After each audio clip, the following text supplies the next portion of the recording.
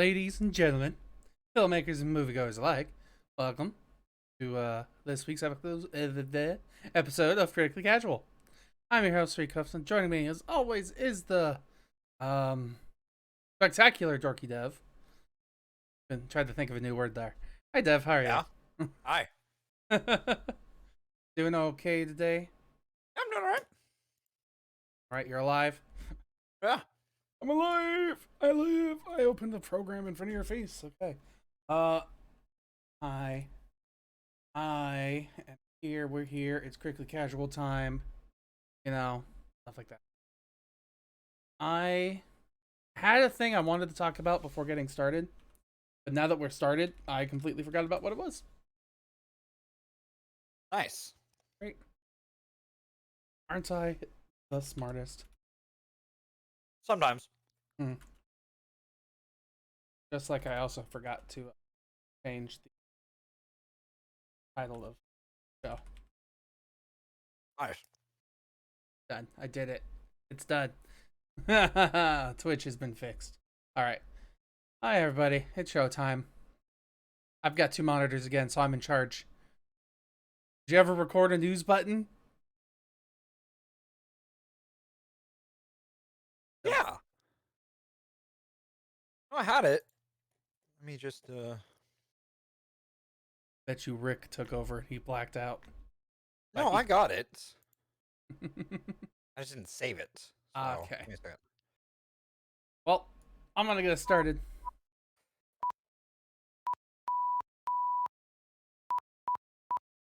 Yeah, I got it. All right. I heard that, but Oh, you heard that? I heard that.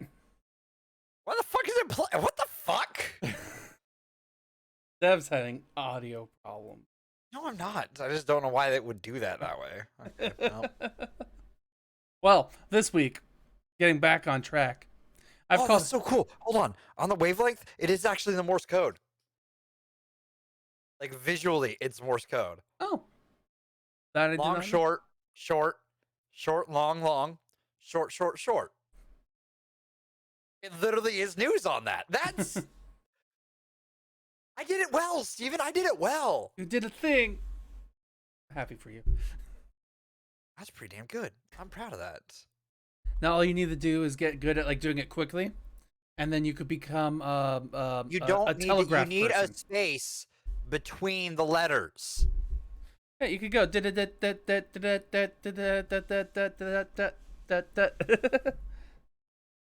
Makes sense.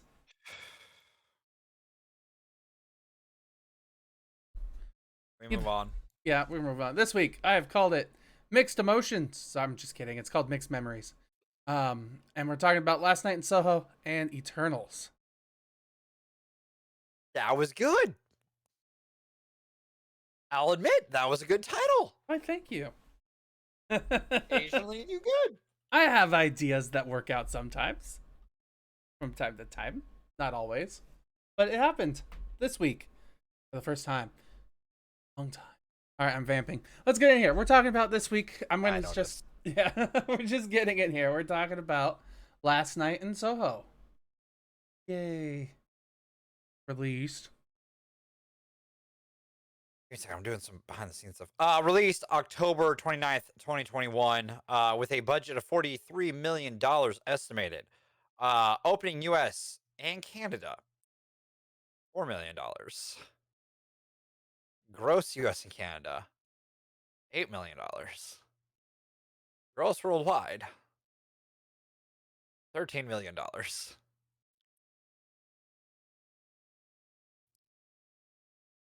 So you could say that it had money. It definitely didn't earn its money back so far. No, not at all. You want to know? I was worried about going into this one because when I went in, it was in the other theater. The other This theater. movie literally released 2 weeks ago. Yeah. Like, I kind of felt the same way because I went into my theater and it was in the smallest of all of the theaters and it only had 2 run times. And I was like, oh, no, really? Oh, come on. But That's not a good sign. yeah, but I left and I was very happy. No, it was good. Yeah, It was genuinely good. I really like that movie, and more people need to see it. That's for sure, because it was really good. There are Uh, twists I don't expect. mhm. Um, there's some really good acting. Edgar Wright just shines again as a director. Yep. Um, as he usually does, but this one in particular, he did a really fantastic job. Um, and yeah, like it's good. Yes.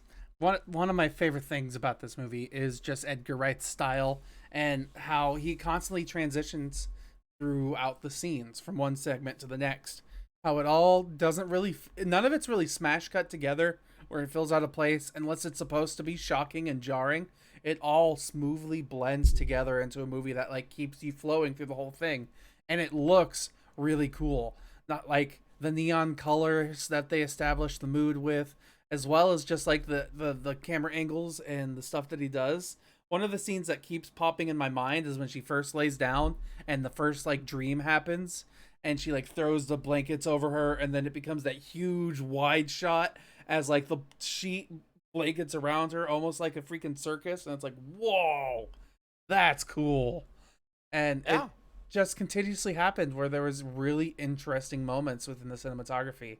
And then once we actually get to like the creepy portions, because the beginning of this movie I thought was a little slow. I mean, it dumped right away the information that we needed, like who our main character was, and like her backstory ever so slightly. It was literally all explained in the first 5-10 minutes of the movie, and then the movie happens, and that I was thankful for. With the words with the movie in itself and everything that happens, kept I wrote in my notes because I went to see both these movies one after the other. I had to write notes. I wrote wasn't as scary as I wanted, but it was gripping because it kept my attention, and I was not scared by any means, but there were moments where I was definitely creeped out, and like the tension was very high, Yes. and um it all works so well together. Oh yeah. No, it was so good that when I walked out, there were only two other people in the theater with me. Mhm. One of them went to the bathroom as we were all walking out. The other one, the because there was a couple, a woman and me walk out the door. I hold the door open for her. We get outside. She's like, "Did that movie fuck you up as much as it did me?" I'm like, "Yes. This is the first time coming out of a theater on this show that a stranger has literally turned to me and been like, "The fuck did we just watch?" I mean, yeah, it does take you places. Not quite where I was expecting to go, but yeah, yeah. And then like the other thing too is just like it's so gripping that I had I usually order popcorn and soda, usually mhm, just medium. Usually I'll at least suck down the soda. Maybe have some popcorn at the end, but the soda's gonna be gone by the end of the mhm. movie. Dude, I didn't even touch the soda that much. Just you're just glued, like, I was oh. glued. Like beginning of the movie, it was going. I'm like, okay, eating some popcorn, enjoying my soda, and then it got to a point where I didn't realize it, but I had set things down, and I was just sitting there like, huh, the fuck am I watching? And it's so strange too, because you really think about the concept for this movie, and it's a girl essentially having visions.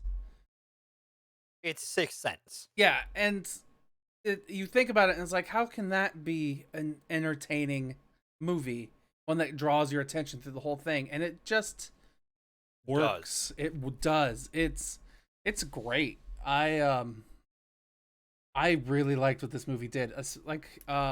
Especially too when it turns out in the end, like why certain people are danced in certain colors and their meanings, and um the roller coaster it takes you on throughout the whole thing, because it makes sense, all the conclusions that are jumped to, and it is an eerie movie, especially when we get to the actual, like, the people. And you know what the people I'm talking about. Those are woo. But one of my favorite things too about this movie is its use of music. I loved how the songs in this movie were either so polite and nice and calm that they felt so eerie and opposed to it, or they were just actually creepy songs and creepy sound effects that really added into the tension and the effect.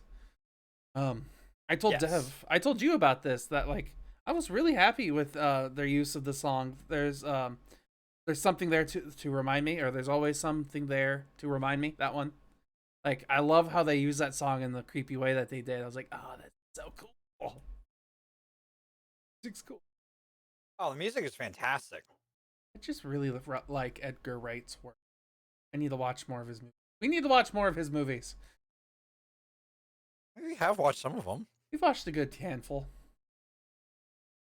We need to watch more. Come to the list. Probably will. I think I will. Thank you very much.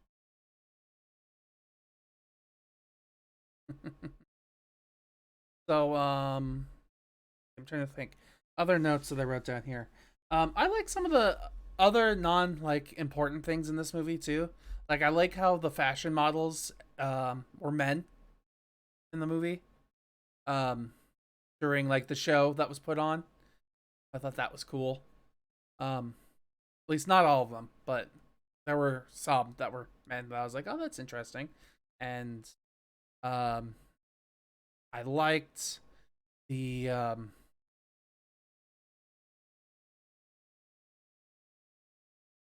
just really liked the aesthetic. It really works out for me.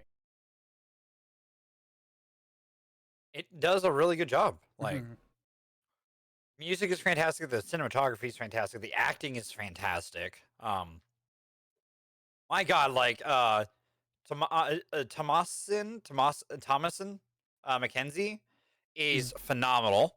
As Uh, Eloise. Anya Taylor-Joy, it just keeps proving that she is like the next The next Angelina Jolie. the next her. Like, she stands out in so many roles. Like, we talked about it when like we watched New Mutants. Like, she was fun in New Mutants. The big thing that I think helps with Anya Taylor-Joy is her eyes. Like, her acting that she does with these things and how they draw people's attention, I think really matters. And she's gonna be Furiosa, so True. I look forward to that. Matt Smith is in this. Yeah, his role in this movie, I was like, this feels weird to me, only seeing him in other movies, but definitely as like Doctor Who. That's what I picture him when I think of Matt Smith, is Doctor Who. And definitely not Doctor Who in this movie. He hasn't been Doctor Who in a while. I know, but that's still how I think about him. I mean, fair. He just hasn't been that for a bit. He's more of like what? Since did we review Genesis yet? Terminator Genesis? No, we haven't. I went to theaters to see that with friends. That's why I remember it. The last thing that I saw him in, he was in that. The last thing that I saw him in was The Crown, the TV show. I haven't watched it. It's an interesting show. Fair. That's, yeah, I just It was good.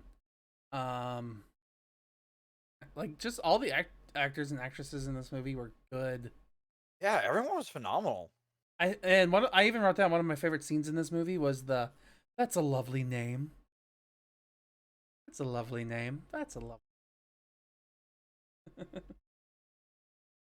Yeah, no, everyone was phenomenal in this. Like, it was good. Oh, the one thing that I had a problem with were the obviously fake college friends. Um, Eh.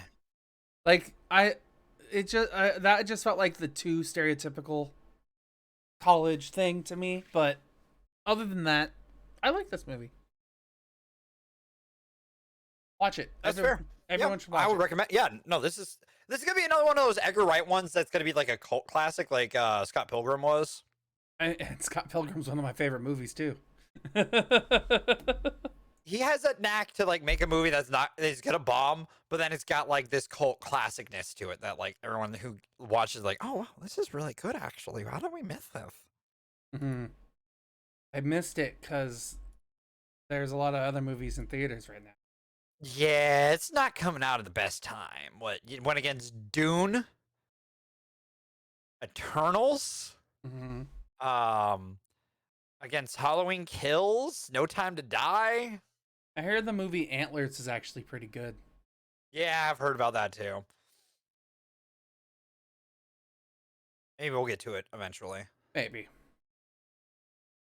We'll see. Um, so yeah, like Clifford the Big Red Dog, that's out right no, now. shut up. No. Um, yeah, I don't like it's I think it's just coming out in a tough spot to like get noticed. Because like Edgar Wright's a name, but like I don't know if he's a household name. You know what I Not mean? yet, really. I think his most popular things if are Shaun of the Dead, Shaun of the Dead, Hot Fuzz. Hot Fuzz, like all the stuff that he's done with that little group of And friends. the pub crawl one, the World's At World's End. End. Yeah. That one didn't do super well. Yeah, that one was okay. But He's slowly becoming a household name. yeah, most recently I think people know Ready Player One if they're our age, or Baby Driver. That one's a really good movie. You guys got some shit people in it. Yeah. I do want to review it at some point, but damn, it sucks that there's some shit people in that movie. There's a good handful of shit people in this movie. Yeah, this keeps growing too. I Think mean, about it. what if everybody is an asshole? Yeah, but there's degrees, Steven. There's degrees. I got a degree. Okay. Yeah, I know. Let's see. I'm trying to think of anything else here that I wrote down.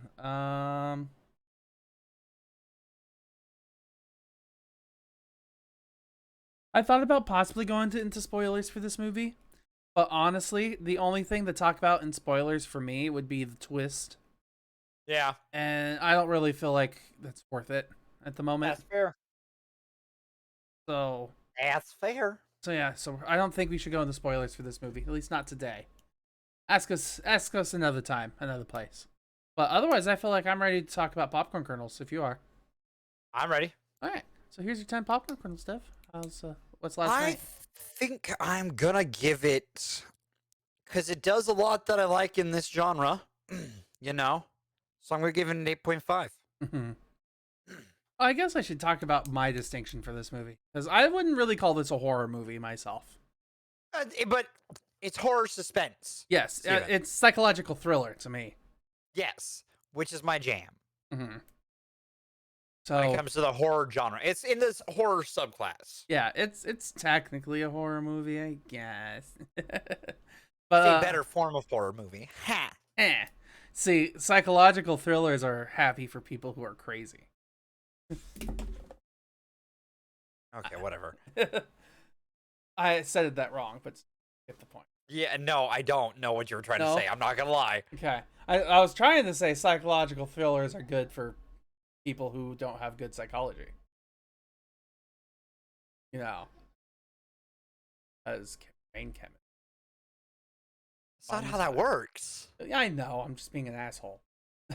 I'm giving this movie an 8 out of 10. I knew you would give it an 8. Watch this movie, people. Predictable. Your whole like game now is trying to predict what my scores are gonna be. Yeah, 100%. 100%. And it's fun. I enjoy it. So, So This is when you talk about our sponsor. I'm just kidding. Oh.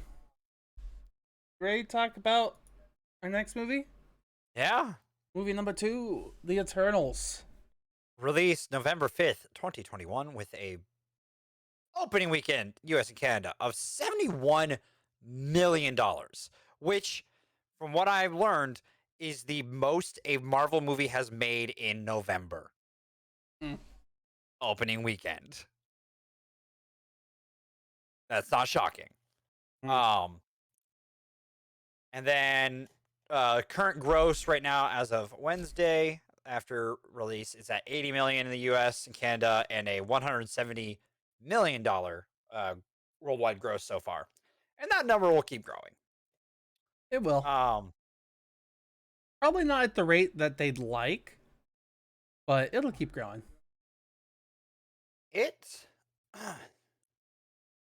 All right. This movie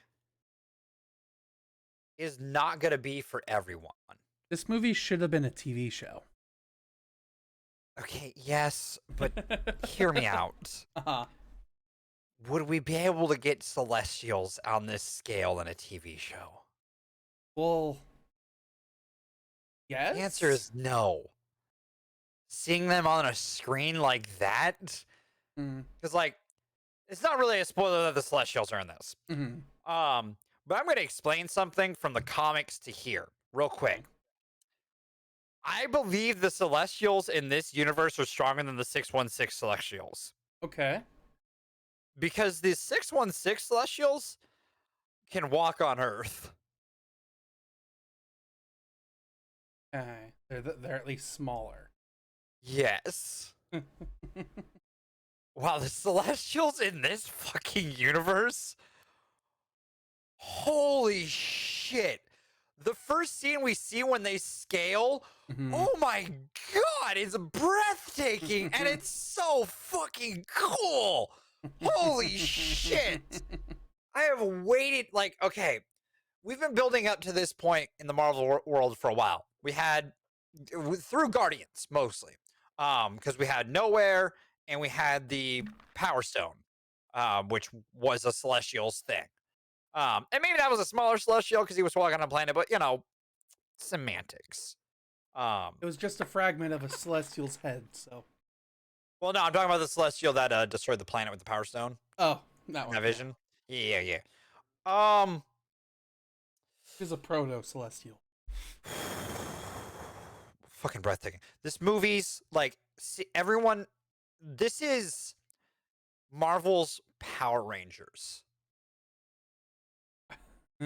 My first thought was Marvel's Justice League, but you're not entirely wrong. Everyone has a color-coordinated suit with unique powers to their abilities, and it just works. I'm not gonna lie, I love this movie. Is it the best Marvel movie to come out? God, no. I would say it's mid-tier. Okay. But I love everything that it does. Okay. Because it's got big scale. The only thing that's weak, in my personal opinion, are the Deviants. Okay. Get a little, personal opinion, they're a little wasted. Could have been used more. But this movie sets out, this is kind of the Age of Ultron of this phase. Not to say Age of Ultron's in a weird spot because, like, it was pivotal to building the MCU. You needed that movie to set up Infinity War with the stones. This movie is essentially our, hey, we are setting up what we're going to be getting into here. With this and Spider-Man, I believe we are getting set up for our 3 lines of plot. I won't spoil one of them, but obviously one of them in this movie, because one of them I can't spoil because it's post-credits. And I don't know if you know who showed up in the post-credits. I do. That yes. voice. Okay, That cool. voice is very, very obvious. Okay. Fucking awesome. That was, dude. Shit. I heard the I'll voice get and into why. yeah. I'll get into why that's gonna be so fucking cool. Mhm. But that is setting up one plane of action in the MCU. The Eternals are setting up another plane of action with the the galactic scale. And like the stuff that happens in this movie make you wonder what the fuck was happening in Shang-Chi with the rings, because you're like, well, what if that's connected because it's similar tech almost? Maybe it's connected. And then you got what Spider-Man's going to set up with the multiverse, like. Mhm. We have galactic threats, we have multiversal threats, and then we still have. And then we have the last level, which, well, that, but we also have the other level. Like the normal threats will be on Disney Plus for the most part. Mhm. The last line I'll get into when we go into spoilers. Once we get the spoilers, yeah. Because I can explain it then. I like what this movie does. I think it's really well acted. Everyone's really good in this. Gemma Chan is really fantastic. Angelina Jolie, I was surprised with how well utilized she was in this movie. If that makes sense. Like she didn't take the center of attention, if that makes sense. I hear you. But this is now we're gonna start getting the parts where I'm gonna interrupt you because you've given it a very high review. I'm gonna give it a fairly mediocre one because the only part of this movie that I really enjoyed was the scale of the Celestials and the imagery that we got with like the world, with them and all that stuff. But everything else in this movie I thought was pretty bad. Like it's not bad. Like I feel like okay, bad might not be the right word, but still this was definitely on par for me with one of the worst Marvel movies. For many reasons, honestly. I feel like a big problem with this movie. Oh, we're gonna have some contention I know on this. we are. Oh my god! As soon as you started talking so highly about it, I was like, "Oh, great, here we go." I said it's mid tier. I know, but you're saying it's low tier. Yeah. Okay. Hold on. I think of this movie somewhere around the original Thor level. No! How dare you? There's a lot of the stuff that's decent. Most of it is the imagery. But like the character development in this movie is awful. A majority of this movie is just the characters talking to each other, and it's poorly established throughout most of the film. A bunch of the characters and their decisions are so wishy-washy and flip-floppy in the moment that it feels so sudden, especially with some of the characters. They literally, at least one of the characters, he literally fucks off in the movie and doesn't matter at all. And some of the because he doesn't want to be involved in it. I hear that. But then he doesn't need to be involved with the movie at all. He's still pivotal to the rest of the movie. Not really. Oh my god. Like, there's a lot of things in this movie, too, that I don't like. Like, you mentioned the Deviants. The Deviants were absolutely useless in this movie. There was no reason to have the Deviants with the resolution that we got. The actors and actresses that we got were, in most cases, amazing actors and actresses. But I feel like most of them aren't really. I guess some of them are utilized great, but like I don't think we needed Angelina Jolie as Thena. Like she's a great actress, sure, and the Thena that we got was pretty good, I guess. But I actually don't like the character of Thena in this movie, how they portrayed her, mainly because the madness was kind of a character plot convenience thing. But her name being in the movie draws in attention, I feel. And the Deviants, like I said, throw them out. And then once we get to the actual like resolution of the movie, the whole like second act of the film, well, maybe not the whole, a good portion of the second act of the film is essentially pointless because of the resolution. And there's literally moments in this movie where like I don't like the intro of this film being an actual text scroll.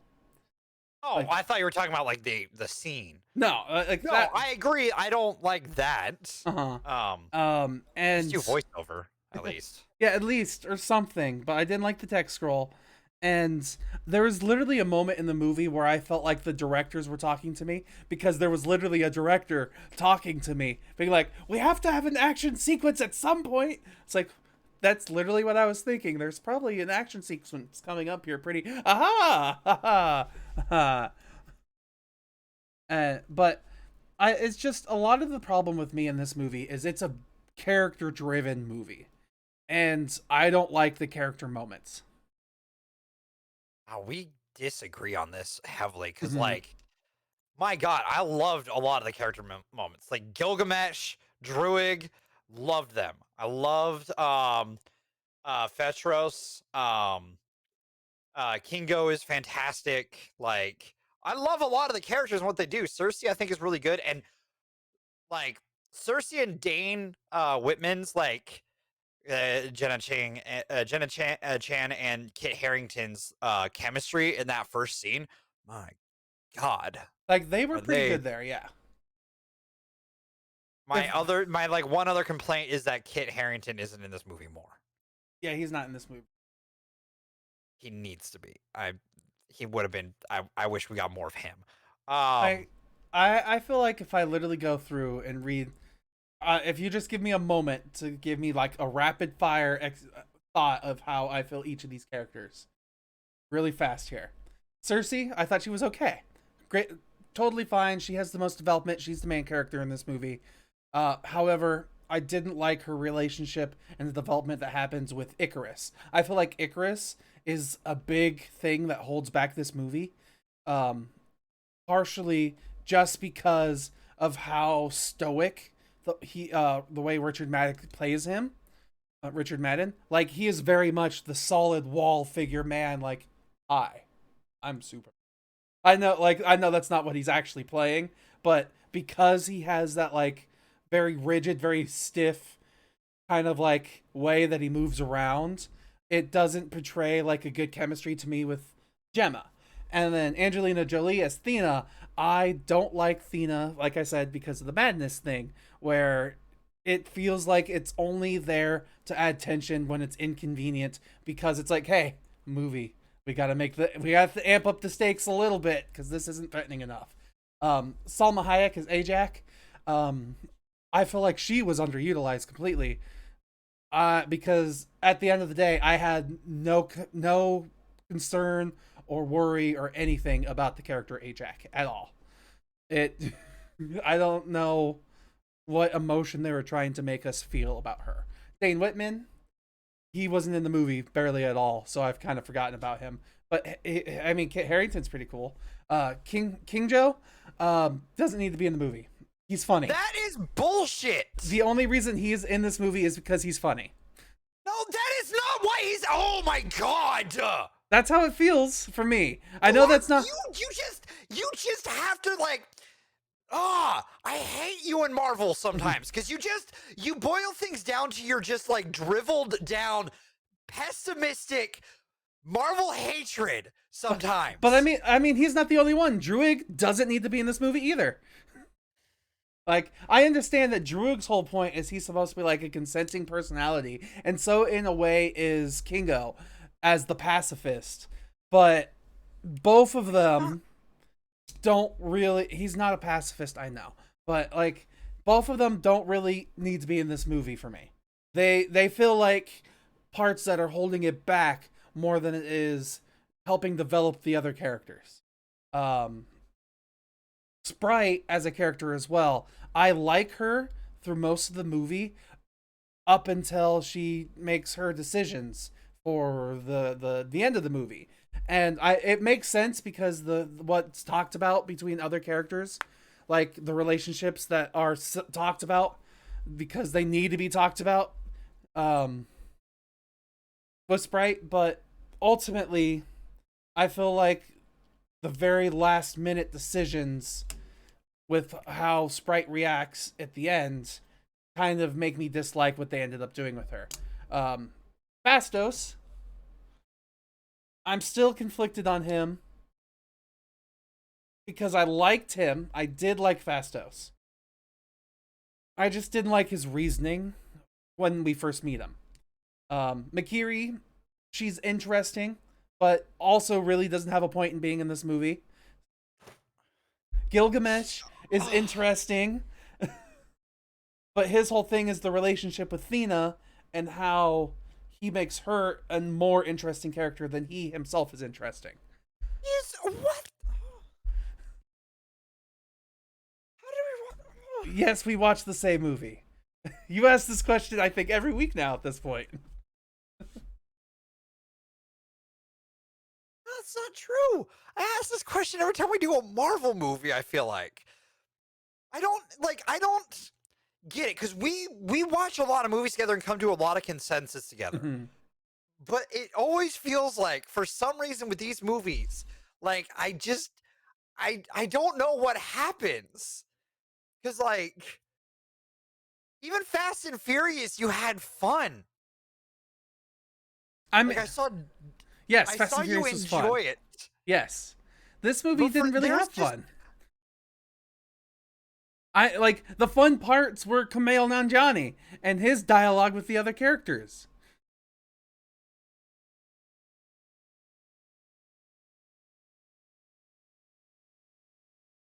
I don't know how to.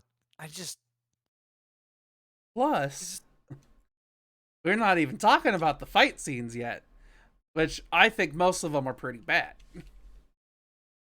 Which, I mean, the fighting is not the point of this movie. It's the character development and the story that the characters tell with each other. Because this is a story that talks about a lot of things, like nature versus nurture, as well as like your religion and your faith and like your family. And like it covers a lot of very interesting topics. But I feel like, and the reason why I said in the very beginning why I think this needed to be a TV show is because we get 2 hours and 36 minutes of character development, which would have been totally fine if it wasn't 9 characters that we needed to develop. If it was 4 to 5, I think the 2.5 hours would have been perfect. But then now that we have 9 characters and we have to go around and interact with how they all interact with each other as well as themselves and the society that they're in, there wasn't enough time. I can agree to that. But I feel like your takeaway, like you just hate characters sometimes. I like characters. I love character movies, believe it or not. I don't believe you. I don't. Because every time there's a character movie that Marvel does, you just shit on it. I can't believe you. I just can't anymore. I'm sorry. I don't. I believe you just... That, or there's this fucking weird switch in the back of your brain that is broken and you can't turn it off, where it's just like you have this insensate need to hate superhero movies because it's this stupid thing where your stupid cinematography teachings make it so you have to fucking hate this shit for no fucking reason. And I'm pissed about it. You stupid goddamn Scorsese dick-sucking bitch. God! The only answer is we have to watch non-Marvel and non-DC superhero movies. Like Brightburn, maybe. What do we got? We got... Brightburn's not a superhero movie. It's a horror movie. About a superhero kid. Well, we got that in Chronicle, okay? Because we've already covered most of the rest. We did Green Hornet. I'm pretty sure we did Hellboy. Yeah, we did Hellboy. That, guess what? New Hellboy wasn't exactly very good, okay? And whose fault was that? Not mine. Oh, shit! Sherlock! We did fucking Green Hornet. How was that? How was Green Hornet, Steven? I don't remember. How'd you enjoy that? Let me look up the score for Green Hornet here. I don't remember how long ago that was, actually. Pretty sure we did that last year during one of the book club months. Yeah, Green Hornet and V for Vendetta. You gave it a 5.5. I gave it a 4.5. Oh, it was a movie. It's a movie that existed. That's kind of how this movie is. No, just kidding. That was harsh. That was just to get a rise out of you.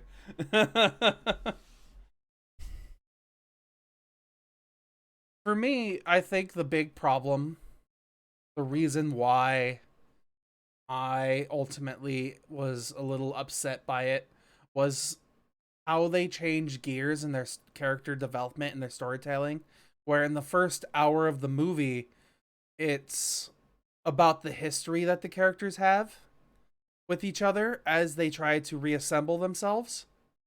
And then as the reassembling is happening, sure, it makes sense that it goes back to just present time and how the characters are interacting with each other. But I feel like we needed to keep doing the whole jumping back and getting to know them thing or something, because how we started to learn from about our characters and their relationship with each other changed halfway through the movie. And then once we get towards the end of the movie, it goes back into a flashback and starts telling things that happened again, kind of storytelling between our characters. Which, I mean, ultimately that's not a bad thing, but for me it kind of pulled me out of the development, because at the development that they were trying to establish, I felt like was them coming together for a new purpose, essentially. And how do I explain this? I felt like the whole purpose of this movie was to get past their past problems and go towards the future. But they spent a decent amount of times just talking about their past problems with some of the characters and not all of the characters. And then I guess you kind of get where I'm going there, maybe. I feel like I'm rambling. Yeah. Steven, I have one question. Sure. You complain about Marvel not doing new things. I mean, this is definitely a new thing for Marvel. Do you enjoy Black Widow more than you enjoyed this? No. So you would say this is more of a mid-tier movie then? Because where you're putting it is low tier in your where you said. I mean, I could also make Black Widow lower on the list. But like, when I think of the last 3 movies that came out from Marvel, Shang-Chi and The Legend of the Ten Rings was the best. When I think of Black Widow and I think of Eternals, I do not think they're relatable. Because they're so different in their film style, and like, I know what you're getting at, but I don't feel like it's hard to say for me that, like, it doesn't feel like a fair direct comparison. But I'm more trying to get out, which one would you go back to rewatch? I'd probably end up rewatching Eternals, yes. But it's mainly just to try and see more of what people are enjoying.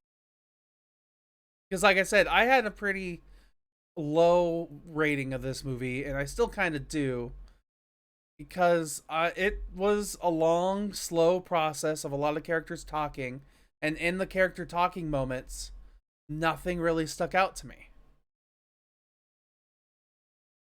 Like, not even they had the whole trailer sequence, which I thought was funny because my movie theater showed me a trailer for Eternals right before I watched Eternals. Like, what? All right, whatever. Sure, fine. I won't complain. But they showed the trailer where they talk about Iron Man and Tony Stark, or that's the same person, Iron Man and Captain America, and they're talking about who's going to be the next Avenger, and it's not a very memorable scene to me. Same, like, the only reason I remember it is because I've seen it multiple times now because it was in the trailer. And same with the vibranium table. That one slapped though because of the ass, okay? Mm-hmm. Because I had no idea that was coming. Fall collection. Ass. and like, so since we're on that, only because we're on that part, like Phastos, the reason, like, I like him. I like Brian Tyree Henry in this movie. I like the character of Phastos because his whole thing is work smarter, not harder. He is an interesting character. in that aspect that even though he isn't a powerful person, he could still hold back the most powerful Eternal on his own. Like, that I thought was really fascinating.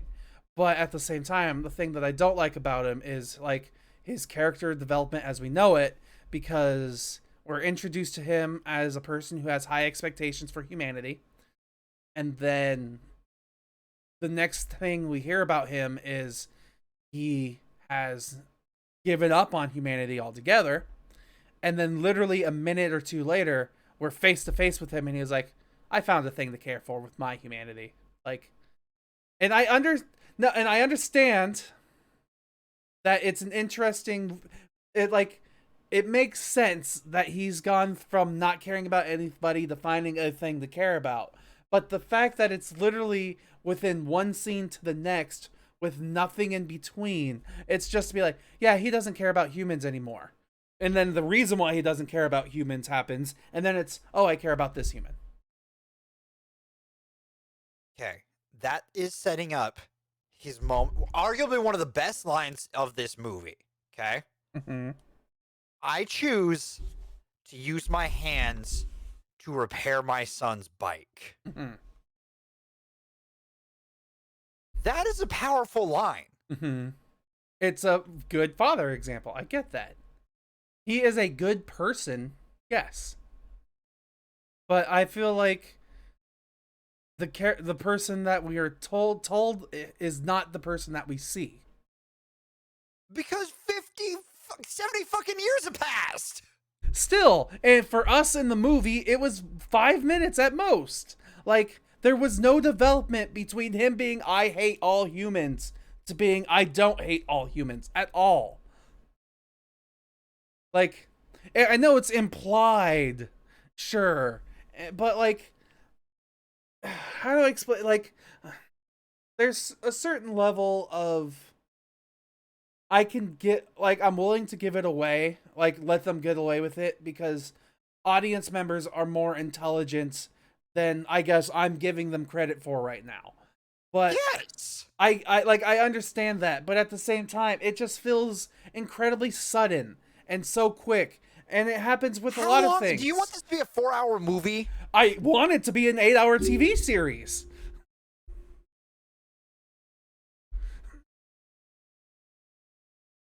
That you won't watch on Disney Plus? I'm about to get Disney Plus in 2 days, thank you. I get that, but like you keep like, and it's not just Fastos, like Sprite as well as a character that I feel like the whole first 4/5 of the movie very much on the same wavelength. But then, because reasons that I can't spoil right now, Sprite changes her mind. And I know it's explained because of Kingo talking to Sprite and establishing why what's happening is happening. But it still feels sudden to me because the reason it makes sense is because Kingo goes and through and says this is happening because of this reason, essentially. Did you not pay attention to the rest of what Sprite is going through, though? Yes, I paid attention to what Sprite is going through. Like, because it makes sense if you also pair it with that. Like, because why would Sprite keep hanging around the thing if she can never connect to it? If that makes sense. Why wouldn't she make that decision then? She doesn't have the same because things that everyone else gets. Because that decision wasn't important until the very end, I guess. Because, like, that decision isn't brought up. Like, her reasoning isn't brought up until the end of the movie when we already have a completely different opinion of her based on her characteristics. It's been built throughout the movie. It's been hinted at, sure, yes. It's literally talked about straight up with her and Kingo on the fucking plane. Yeah, That's what I literally just said a moment ago. That's the only reason why it is acceptable, the first because they scene, literally blatantly say it. No, it's also set up in the fucking bar. I'm trying to remember the bar scene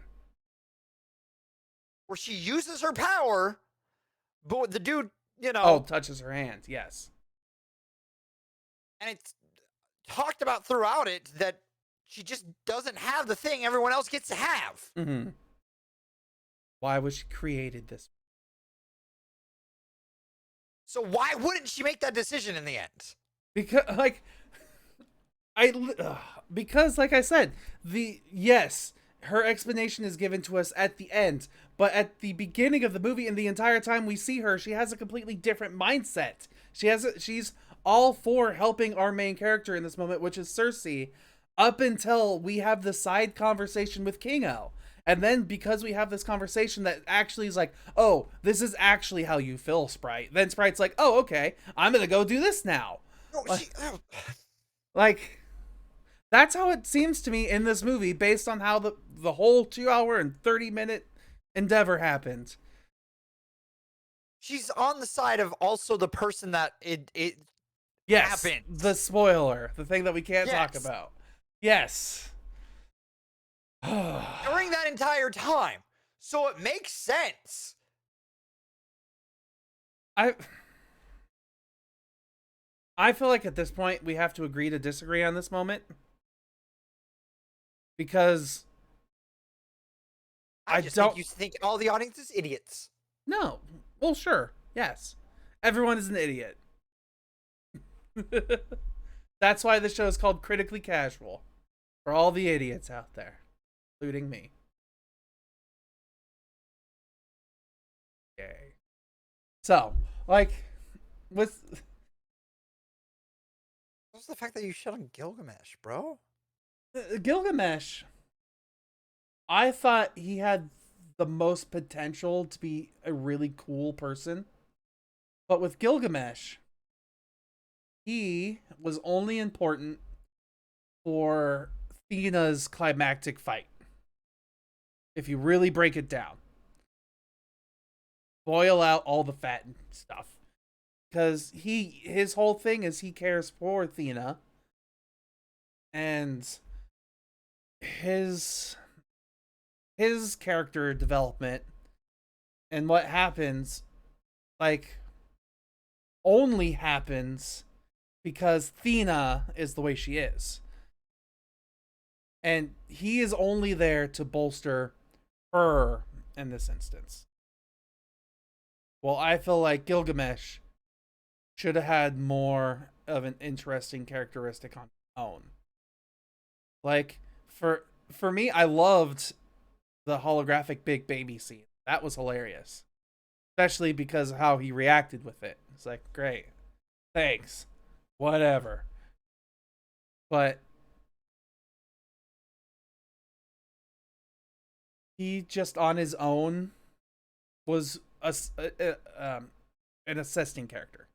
I think the problem is I look at the cast as a whole, as a unit, and you look at them too much as they have to all individually have these things. Like, them as a unit, when I think about it, I really sit and think about it, it kind of works, yes. But then I just don't know why they were designed the way they were. Well, I mean, that's just a completely different thing. That honestly has nothing to do with the movie. But why does each and every one of them have a different power? It has just because. It has nothing to do with the movie at all. But it's just a comic book thing. No, it's not even just that. I mean, like, why would... Okay, what power would they all have then? They would all have every power. Why? That wouldn't work. I mean... Because then you just get rid of the fucking... You get rid of the fucking plot. Well, then, yeah. But Steven. I mean, like, if you then really what the fuck is the point of the movie then? If they all have the exact thing. Well, you think about their purpose. Then we get the same we get the Eternals from the fucking comic, which is just a bunch of white guys. Well, yes. And that's not a good thing. But think about their purpose. But that is what... The purpose of the Eternals. That is what you'd rather have. That is what you would rather have, is a bunch of fucking white guys with the same fucking power. No. What I'm saying, like, just think, I'm ignoring the fact, I'm not even bringing I've only brought this up as, like, a cheeky example. I'm not bringing this up as a thing against the movie. Don't put words in my mouth here. Like, That's what it seemed like you were saying. I know. I didn't even get to finish what I was saying before you went on your tirade. But if you really think, let me finish, goddammit. If Eternals would be this fucking heated. If you really think about Eternals and their purpose, it's to save humanity, essentially. And if that's their purpose, why would they make characters who physically are weaker than other characters? Like, why can't one person show up to a situation and solve every problem rather than just one minor part of it? Because, and it's pretty much discussed throughout the movie, they can't get involved in certain things. Well, yes. In human conflict. Well, yeah, just because they have the ability to, doesn't mean that they should or can do it. But doesn't mean that, like, Superman, if there were 100 Supermen, how do I explain this? I'm going in the wrong way here. If all 9 of our characters had the exact same powers, then, and how do I explain this? Shit. Like, it still has nothing to do against being bad with the movie. Like, good or bad against the movie. But, like, I feel like it's a bad idea if your whole idea is, I'm going to have this species that is going to save everybody, but this one person is better at this, while this one person's better at this. And they're all going to have to be at this one situation, maybe, if something bad happens. But if 2 things are happening at the same time, one person can't be at both locations to help with this problem. So if everybody had the same powers, like if Kingo could also control minds like Druid could, then they could go to 2 separate locations and solve problems faster. But because they're not supposed to get into every single deal, they could still pull out like they do anyways. Where they're like, we're not supposed to do these things. We're not supposed to interact. And then they don't. Like, But then you end up with everyone ending up in Druid's point of view. Well, because if they all have that power, why wouldn't they do it? And then we end up with a world where they're involved. Mm-hmm. But, like, you still kind of see my point, though, right? Where the whole point of them is to save humanity, and they are not all stacked up to save humanity equally. Yes, because they can't do. The Eternals can't do that without. If the Eternals can't do that because it goes against the Celestials' plan. Because if they all have the same power, they all end up as Druid, and they all just solve all the problems, and that goes against the Celestials' plan. I think you're I don't think that all of them would turn into Druid. Why wouldn't they? If they all have the same power, Steven? Because everyone is still an individual person with their own experiences. If you and I did the exact same thing every single day, we would still have different thoughts on it. No, why would they be doing different things, Steven? They're doing the same shit then, because they all have the same fucking powers. Yeah, but they're all going to do the exact same thing. They're all going to kick the ass out of Deviants then. You're going to get 9 on fucking 3 fights, and you're all just going to kick ass then. That's all you're going to do. You're going to have the same exact experiences, and then you're going to watch humanity tear it apart when you could solve the issue. It's... Sure, yes. But, like, what I mean by it is literally the fact that the Eternals could have... They don't have to... In this one, they have to do the same thing every time. Like, this guy punches hard. This woman runs really fast. This person can fly and shoot laser beams. They all do that one thing, exactly the same thing every single time. But if they all had the same powers, they could rearrange and do different things. And, like, at one point, Druid's the person telling people to go and run off.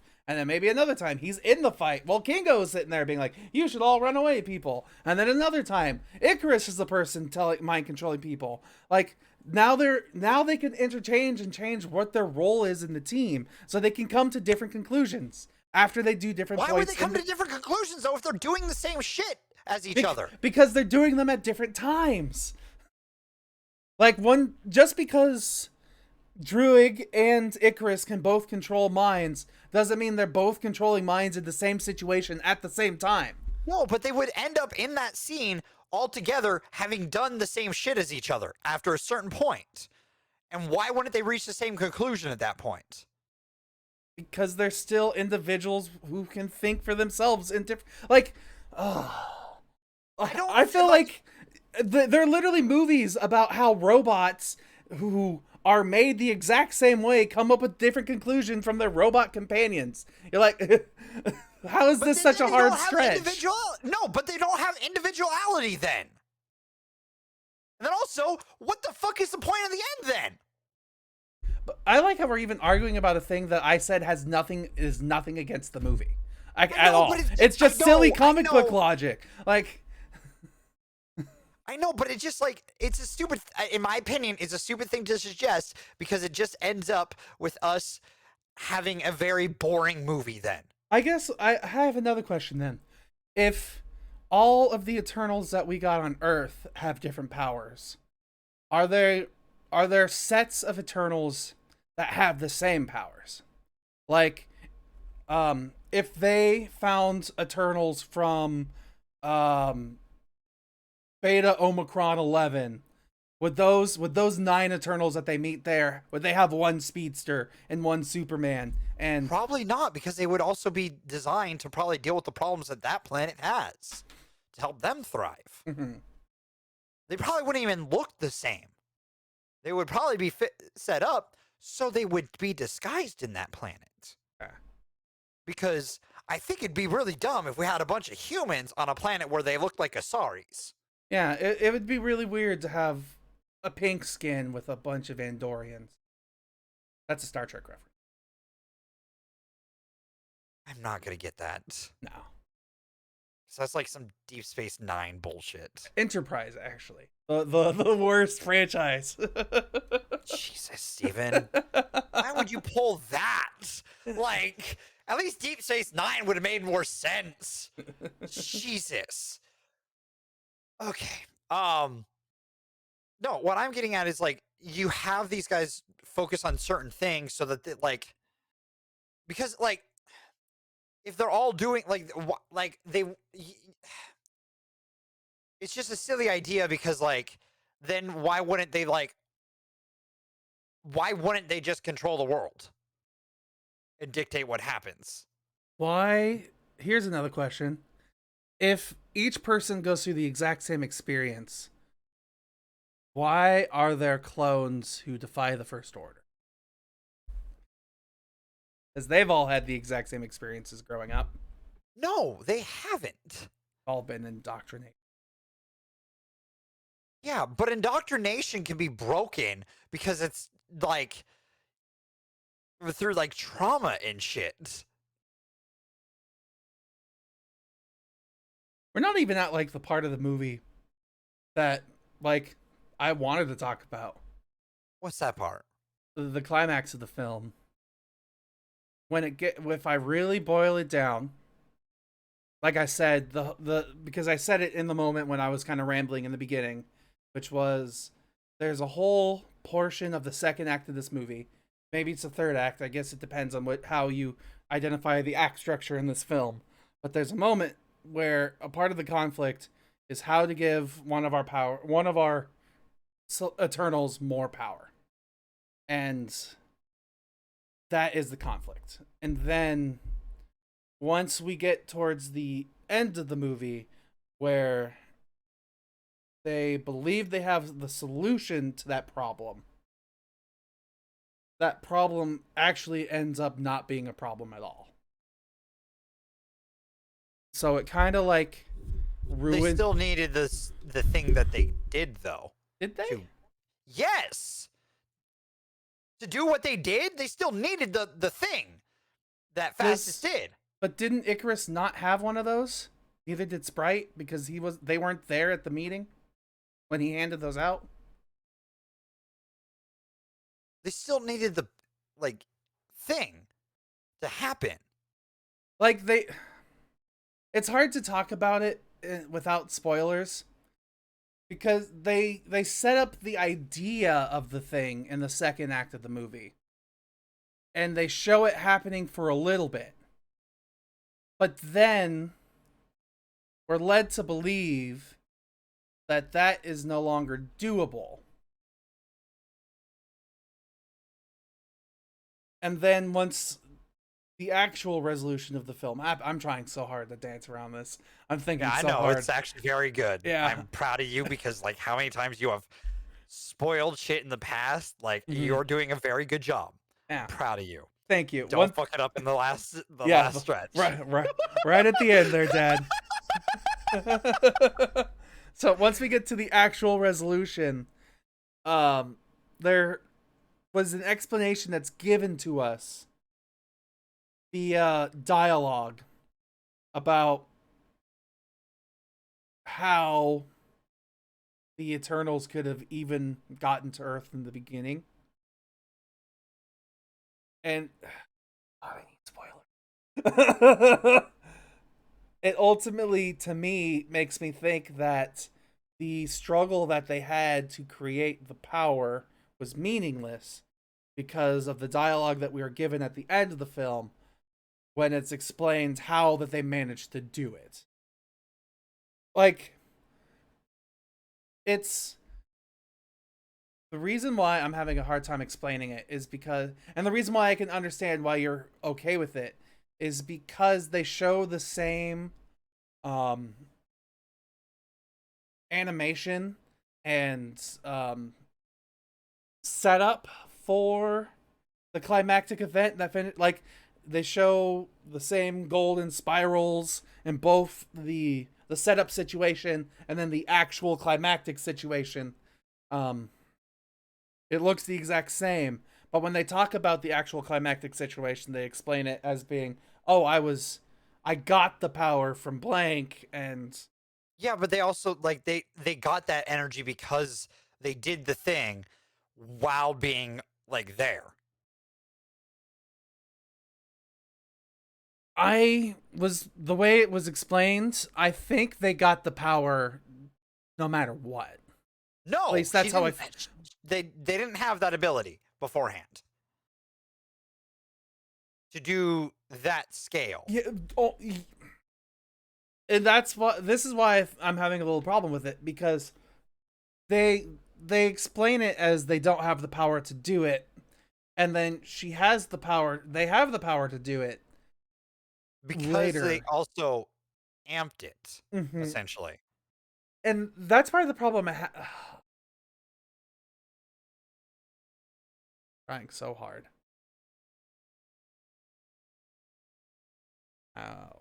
I'll do explain. Okay, I'll explain it then. Okay. Well, I know what you're gonna. Essentially, I think I know what you're gonna say. But it's go ahead. Both pieces that you're getting tripped up on. You needed both pieces to happen because of the thing. Let's say the thing below. You saw the thing start happening to the thing below. Yes. Okay. But there wasn't enough juice to have it across the board. But when you take that juice, put it into everything else that then amplifies to the thing and then amplifies into the power that needs to happen, then you have the power to scale it. Yes. I understand how you're saying that the thing, the second act thing has to happen for the resolution to happen. But the way that they explained it into the movie, to me, made it feel like that it didn't have to happen because they would have had the power if they just waited anyways. But if they waited, it's over. Maybe. No, maybe. Yes, no. Yes. But because... Dev, can I have my popcorn kernels? We have another step after that, right? how we're gonna put it in the list, and Fine, I know. I'm giving your popcorn kernels. Is there anything non-spoilery that you want to talk about in this movie? Anything at all? Let's just get into it at this point. Okay, because we've been here. I'm giving you your fucking popcorn kernels. Hurry up. 6 out of 10. You are just angry, sad little man. 300 pounds. I am giving it a 7.5. Just a freaky fanboy. How am I a fanboy? I literally gave it a 7.5. I said it is mid-tier, but I like a lot of what it does. Okay? That is exactly what I should rate it. You insulted me, Fuck I you. could insult you. God. Yeah, but your rating was low. See? You rated Black Widow higher than this. And Black Widow's a 5.5. What? Technically, I did too, but like, Who's a hypocrite now? my score is closer to what I fucking rated it. And I have my reasoning, which is, A, there are some, like, I feel like there's less wasted stuff in Black Widow than there is in Eternals. But I like the overall Eternal stuff, but I just wish the certain things weren't wasted. Being the Deviants and Kit Harington. I am Primarily. Yeah. You gave it a full point lower. Did, yes. Which Like when I watched this movie, the first thing that I thought of, the very first movie that it made me think of, was Thor: The Dark World. Because that's really, yes. You don't need to get angry about my opinions. I have a right to my own opinion. But yeah, that was the first thing that came to mind because I wasn't really impressed with this movie. Like I said, my favorite thing were the visuals with the Celestials. So you would put it in the tier of Venom. After looking at this list, it is better than Venom. Like, okay, let me do what I do real quick. Yeah, so you can get back God, to I yelling hate at this me. list where I have to start, but it is where I have to start after that fucking review. All right, starting from 27 and working my way down. Number 27, Venom. Number 26, Venom, Let There Be Carnage. Number 25, Thor: Dark World. Number 24, Incredible Hulk. Number 23, Thor. Number 22, Iron Man 2. Number 21, Iron Man 3. Number 20, Avengers: Age of Ultron. Number 19, Captain America: The First Avenger, which should be higher. Number 18, Captain Marvel. Number 17, Black Widow. Number 16, Ant-Man. Number 15, Ant-Man and the Wasp. Number 14, The Avengers. Number 13, Iron Man. Number 12, Guardians of the Galaxy. Number 11, Captain America: The Winter Soldier. Number 10, Guardians of the Galaxy Volume 2. Number 9, Doctor Strange. Number 8, Spider-Man: Homecoming. Number 7, Black Panther. Number 6, Spider-Man: Far From Home. Tied for 4th, Thor: Ragnarok and Shang-Chi and the Legend of the Ten Rings. We'll break that tie in a few weeks, I think. Number 3, Avengers: Infinity War. Number 2, Captain America: Civil War. And number 1, Avengers: Endgame. Okay, because personal opinion, I would put this above Black Widow. Okay, because you also made a very direct comparison to Age of Ultron, which is 20th. Like, I know you said it was like a similar establishing film. But yes, but this is better than that. Is it? Yes.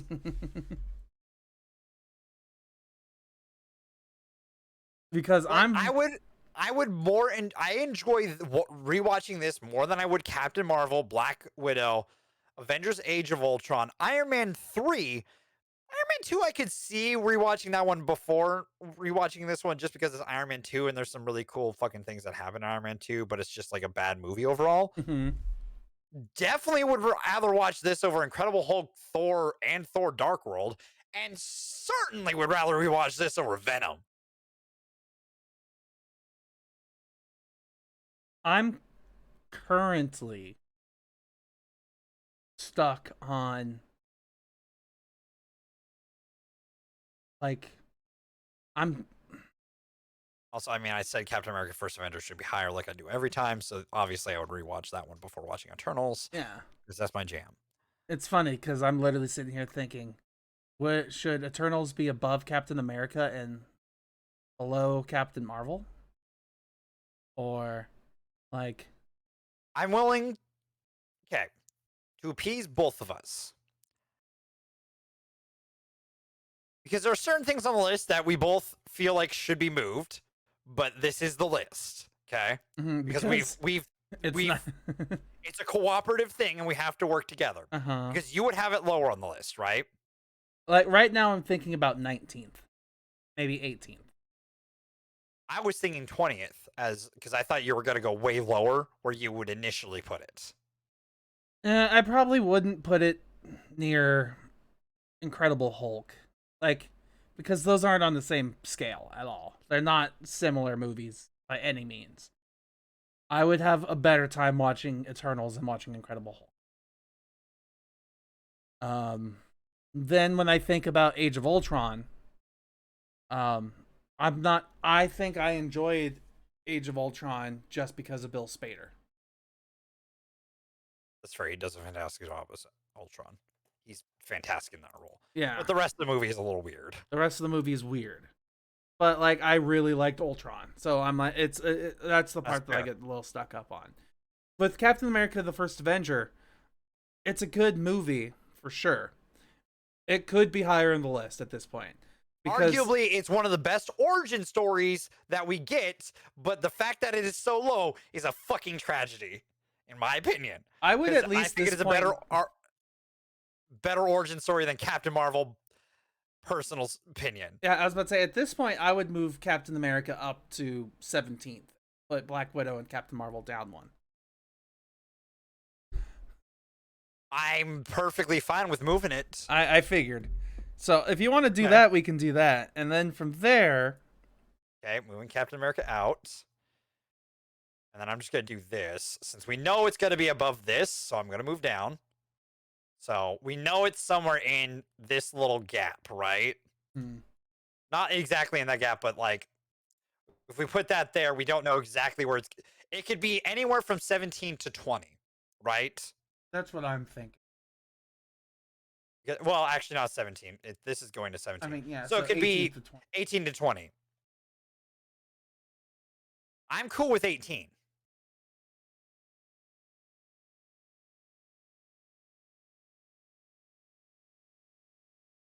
The strangely enough, the part I'm having problem with is comparing it to Captain Marvel.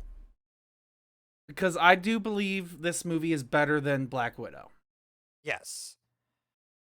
Captain Marvel, my problem with it is like as good moments it does have and world building it does, it does have moments where it comes off really dry. Yes. Yes. And I know that's kind of what they're going for with like setting her up that way so she can grow in future stuff. And I get that. That's fine. But it does make it a little dry at parts, which makes it a little bland for an origin story. When, like, personal opinion, I think Captain America: The First Avenger is the perfect idea for origin stories, outside of like Iron Man, obviously, because Iron Man was the first. But like, you use those two as like your pinnacle to how you do setups and like introducing characters, and then we get movies like Shang-Chi. So because of those ideas that are like layered in there, of actually having very well developed characters and stuff like that. Because like, let's be real, Thor wasn't the best origin story. No, Thor was a pretty bad origin. And let's not get started on Incredible Hulk. Not to say it's like, and again, those are just meh levels. Like the fact that Venom's on here, those are levels.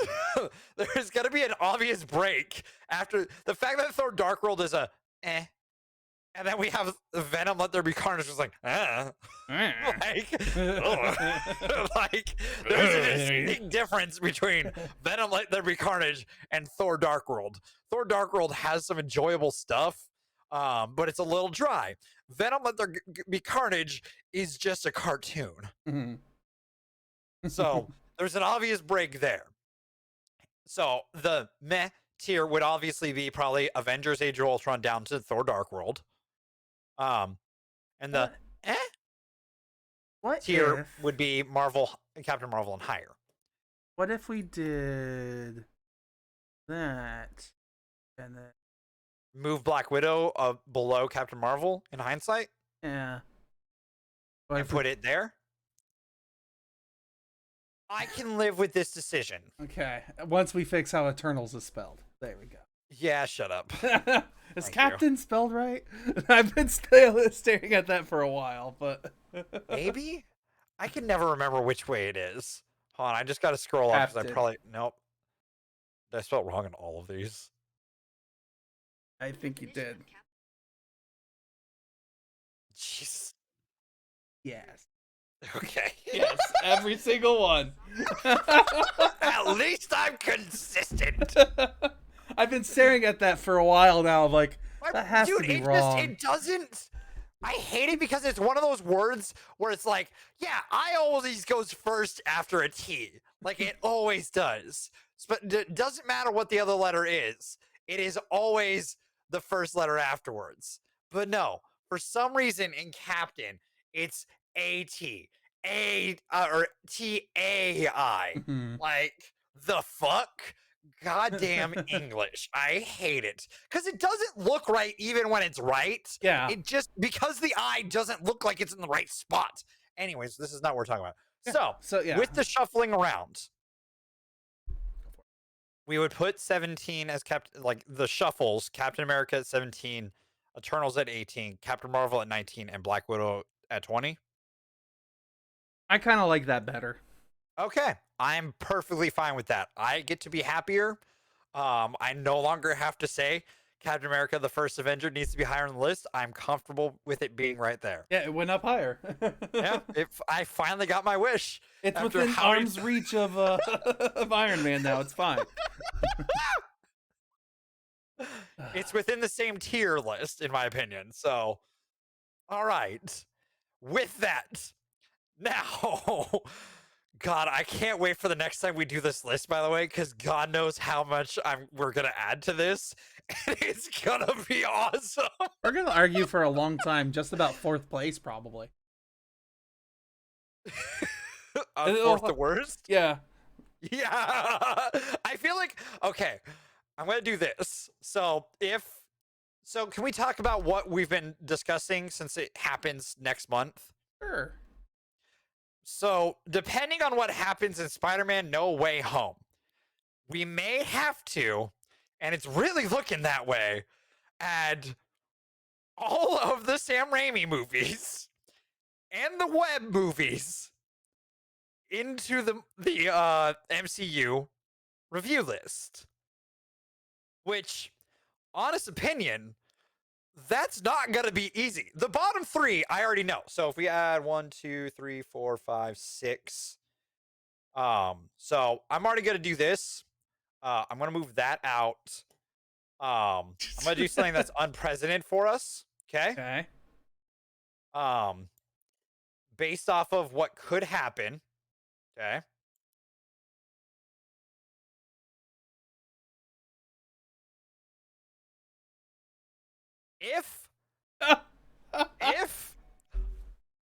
If all of those are added in.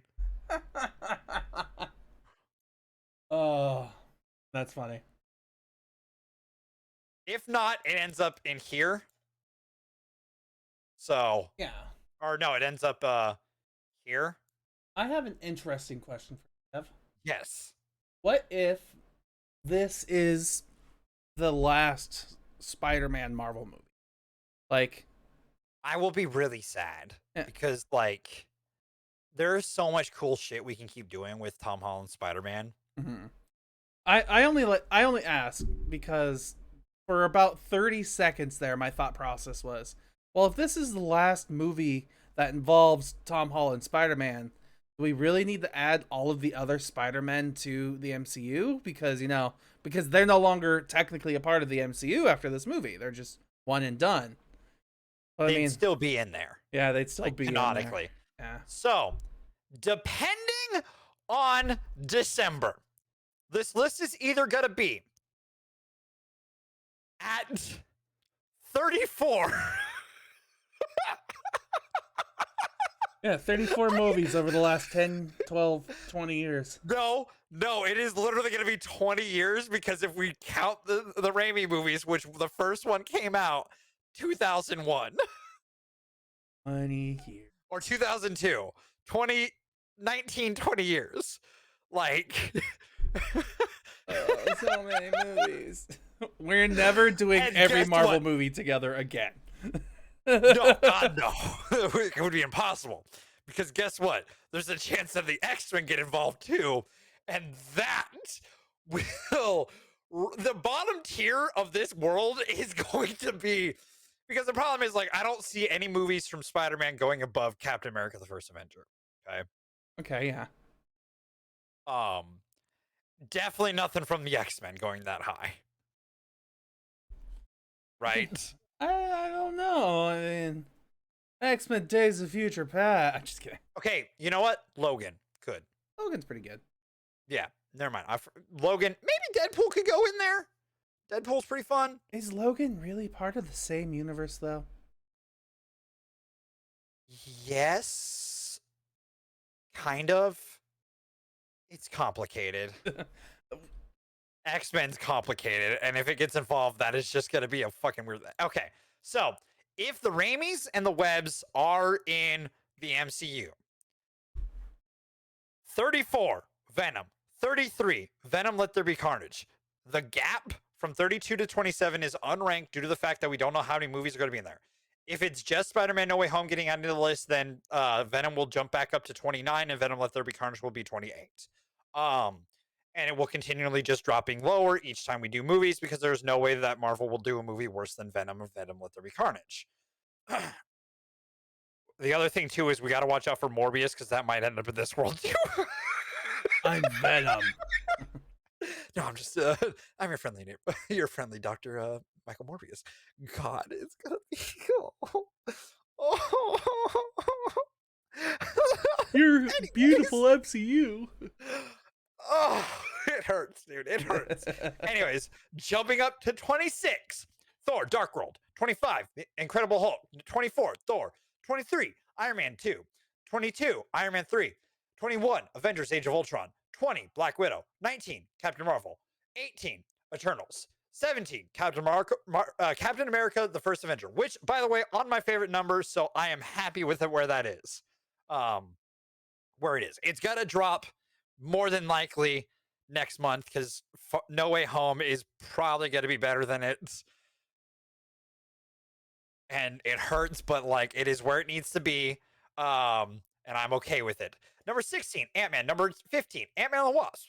Number 14, Avengers. Number 13, Iron Man. Number 12, Guardians of the Galaxy. Number 11, Captain America Winter Soldier. Number 10, Guardians of the Galaxy Volume 2. Number 9, Doctor Strange. Number 8, Spider-Man Homecoming. Number 7, Black Panther. Number 6, Spider-Man Far From Home. Number 4, tied for Thor Ragnarok and Shang-Chi and the Legend of the Ten Rings. Number 3, Avengers Infinity War. Number 2, Captain America Civil War. And number 1, Avengers Endgame. I can't wait for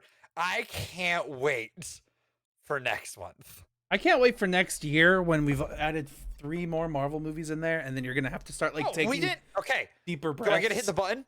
Oh God, yeah, it's gonna be great. There's a fun part of just doing this because like there's just the range of movies on this list.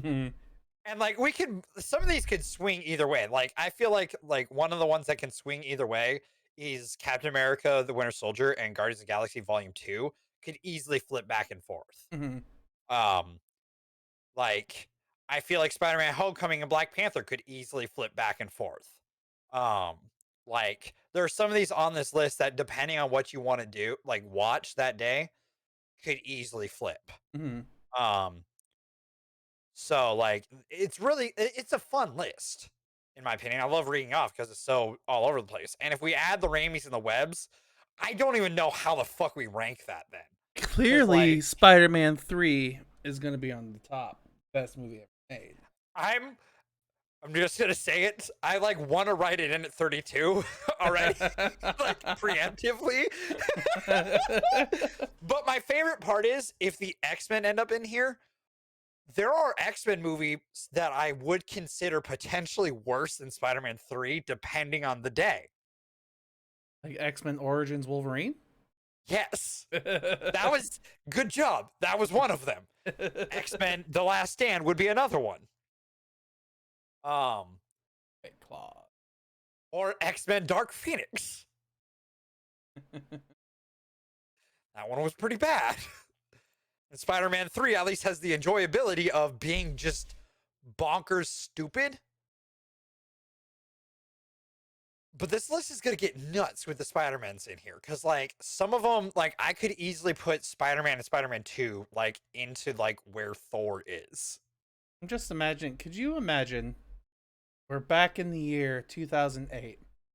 You are in middle school, you're about to enter high school. And then the future you comes up and says, hey, you're about to watch 50 Marvel movies. Be prepared. No, the 3 Marvel movies you just watched that came out, because Iron Man's coming out this year, kid. Those 3 Sam Raimi movies. Because the fact that, like, Spider-Man 3 and Iron Man the first are a year apart, almost to the day. And what a fucking, like, jump in quality for superhero movies in a year, okay? But hey, kid, these movies are gonna go fucking nuts, and then out of nowhere, that Spider-Man that you just watched with Spider-Man 3, also part of this. Like, it will eventually get drawn in. You don't know how, but when you get there, kid, it's gonna happen. Like, fucking hell. Yeah, that's a little... I feel like retroactive additions almost shouldn't be thrown in there. Because... It has to, though. Because I want to. Okay? Yeah, because it's going to be hilarious to see where we have to place them. Because, by the way, I do have all 3 Spider-Man Sam Raimi's on DVD. So if it happens, I'm going to rewatch them. Of course. And then I'm going to rent Spider-Man, Amazing Spider-Man and Amazing Spider-Man 2. If I don't just buy them digitally just so we have them forever, so we can go through and have... I will at least rewatch them and give you recaps and stuff, so because I know you're gonna blend them like you always do. We'll probably watch a few of these things. We I'm might gonna want have to start to rewatching before we get there. Yeah. You're both like, you're so more happy about this and more depressed about it than I am. You're like, this is gonna be so awful. I'm so happy. It's gonna be. I'm not worried that it's gonna be. I'm worried about the list is gonna be awful, but like Spider-Man: No Way Home is gonna be fucking awesome. Okay. Yeah, you're getting these highs, and I'm sitting there going, oh, more Marvel bullshit. Oh god. But the worst part is it's old Marvel bullshit. That's not even really Marvel. Like, I remember a time when you told me I couldn't have the freaking Amazing Spider-Man Stan Lee cameo in our best Stan Lee cameos list of Marvels. It could have. If we had known where this would have gone, yes. Mm-hmm. Also, I would have had, at that point, I would have had Spider-Man 3 Stan Lee cameo, because that's also his favorite. Mm-hmm. Where he's like, I guess one guy can make a difference. And it's a great Stan Lee cameo. Let's be real. Maybe we do a maybe we do a re-rankings of our top 5 villains, because guess what? We can do top 5 and top 5 worst then. That could be one, like a big event. We're gonna have fucking Carnage and Green Goblin in the MCU technically.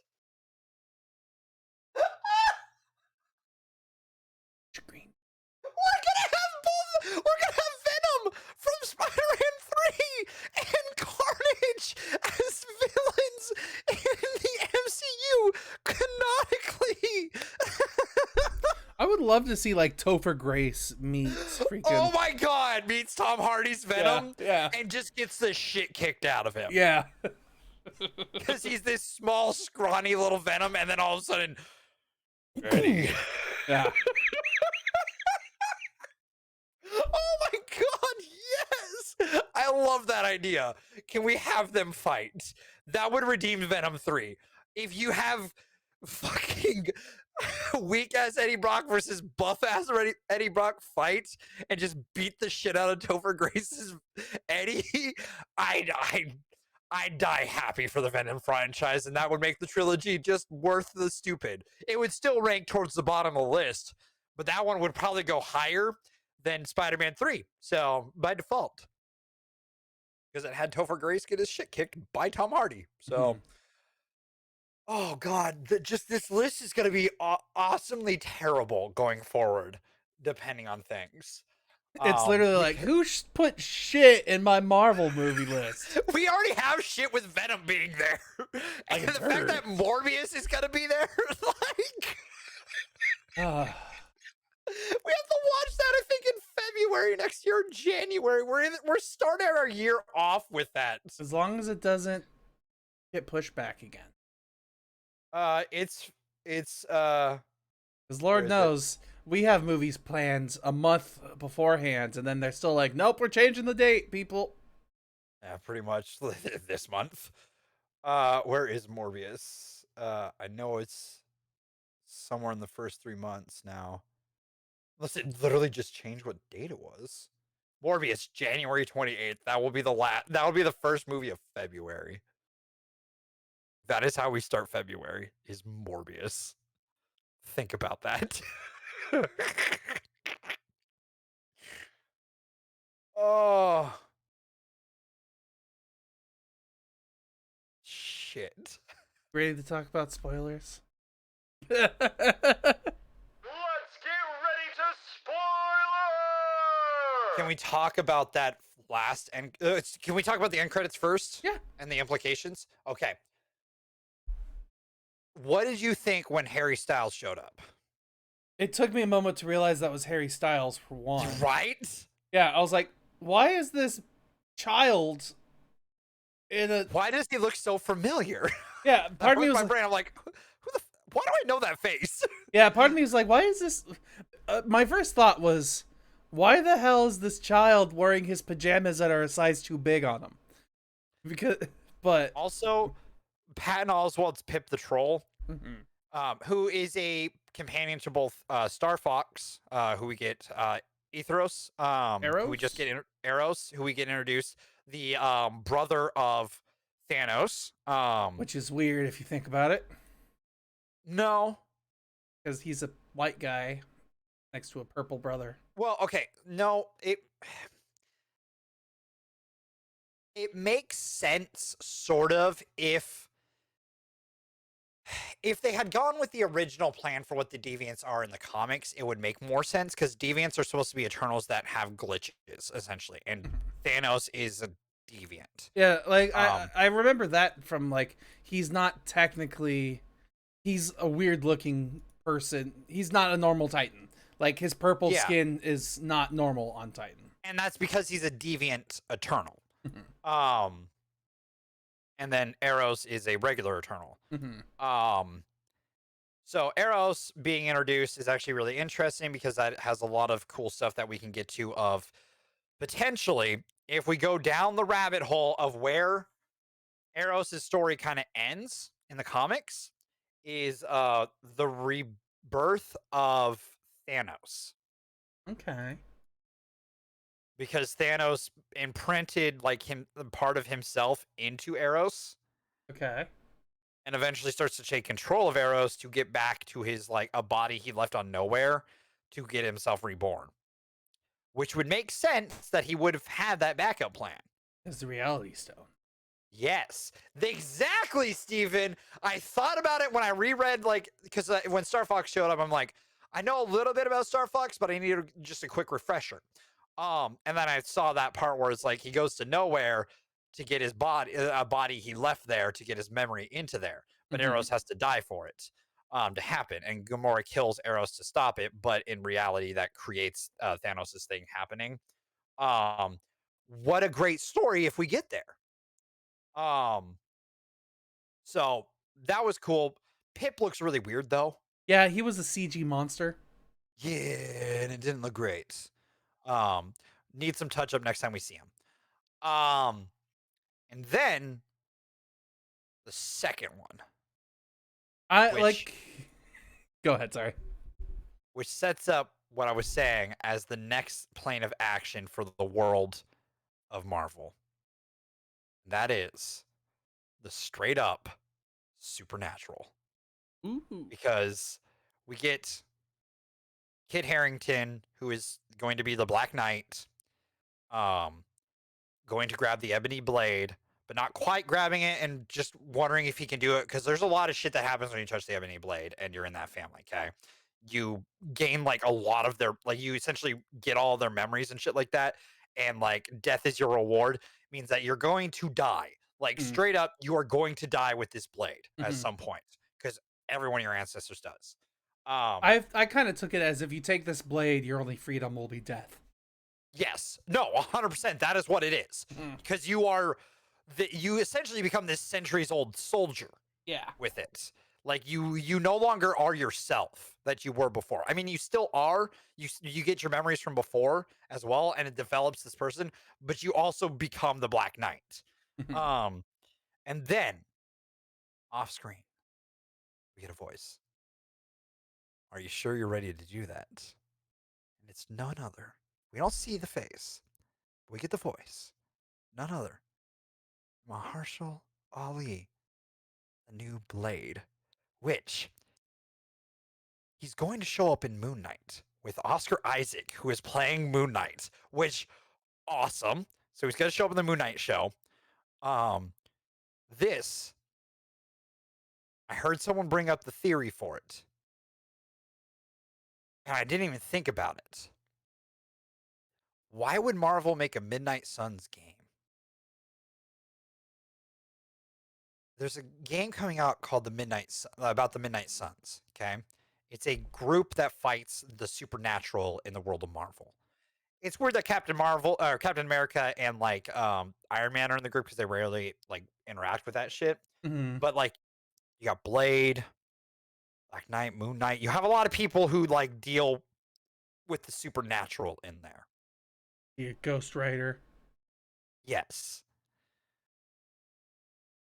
These three characters together, if they show up in Moon Knight, okay, is a perfect setup for us to get a Midnight Suns. Did the stream just end? I have disconnected. Yeah. Weird. I'll give it a second to get back to it then. Yeah, it just says red frames. That's weird. I mean, I'm still recording, but Not fair. We can just go off of it then. yeah, let's see. Reconnection successful. Here we go. Hey, there we go. So this is a perfect setup for Midnight Suns, which is awesome. Because, like I said, that creates the next plane of action in the MCU, which sets up, holy shit, who knows what the next, like, what phase 4 or 5's, like, big step is going to be. Because we also have going on through, like, the Disney Plus stuff, we have the Skrull-Kree War coming up through Secret Invasion as well, with Nick Fury, Mads Mikkelsen's, oh god, what's his fucking Skrull name? But like, we have that coming up. Yeah. There are so many fronts to where Marvel is going with this, and the fact that we also have like Kang the Conqueror showing up in Quantumania, like, there are so many planes of action happening in Marvel because of where Endgame ended things. Because like, the first 3 phases of Marvel are a very contained story. Yeah. And where it ends is doing this. Just trickles of awesome shit. When this movie ended, I was confused because I was like, wow, which direction are we going? We've got multi-dimensional and stuff with Multiverse of Madness and Kang the Conqueror and Spider-Man No Way Home. And then we've got the celestial cosmic nonsense, which has been hinted at in multiple things. One with this, but also like it's still also been kind of hinted at in Multiverse of Madness too, with like Dormammu and other Well, beings. and the fact, have you watched Loki yet? Loki, yeah. The fact that the God, it's the judge. God, Marvel judge thing. Renslayer? No. There's a Marvel judge. I don't know where my connection is. Yes, Celestial Judge Marvel. See if this is the right one. No. It's this three-faced like it's not a celestial, but it's like the step up from celestial, like death, like the creators of the universe kind of thing. Like death is one of them. Okay. God, and you see the three-faced like thing show up in Loki in that weird world where they're at the end. Mm-hmm. There's that thing, like you see the head of that there. God, what is it? I can't remember. Not Tim. Oh, God. I'm blanking on it and it bothers me. No. But Like we get the general idea what you're talking yeah. about. Which is set up there, which is kind of maybe what they're going for with what those three with Phosphorus, Kingo, and Cersei getting taken at the end Mm-hmm. and being judged. That thing is a judge of like omnipotent power. Okay. We're setting up maybe that.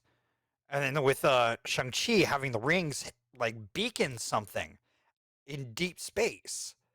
Like, dude, it's, oh God, I'm just like, I'm blown away that like Marvel has like so much they could potential still, even after we got Endgame. Like, there are so many cool potential stories where we go from here,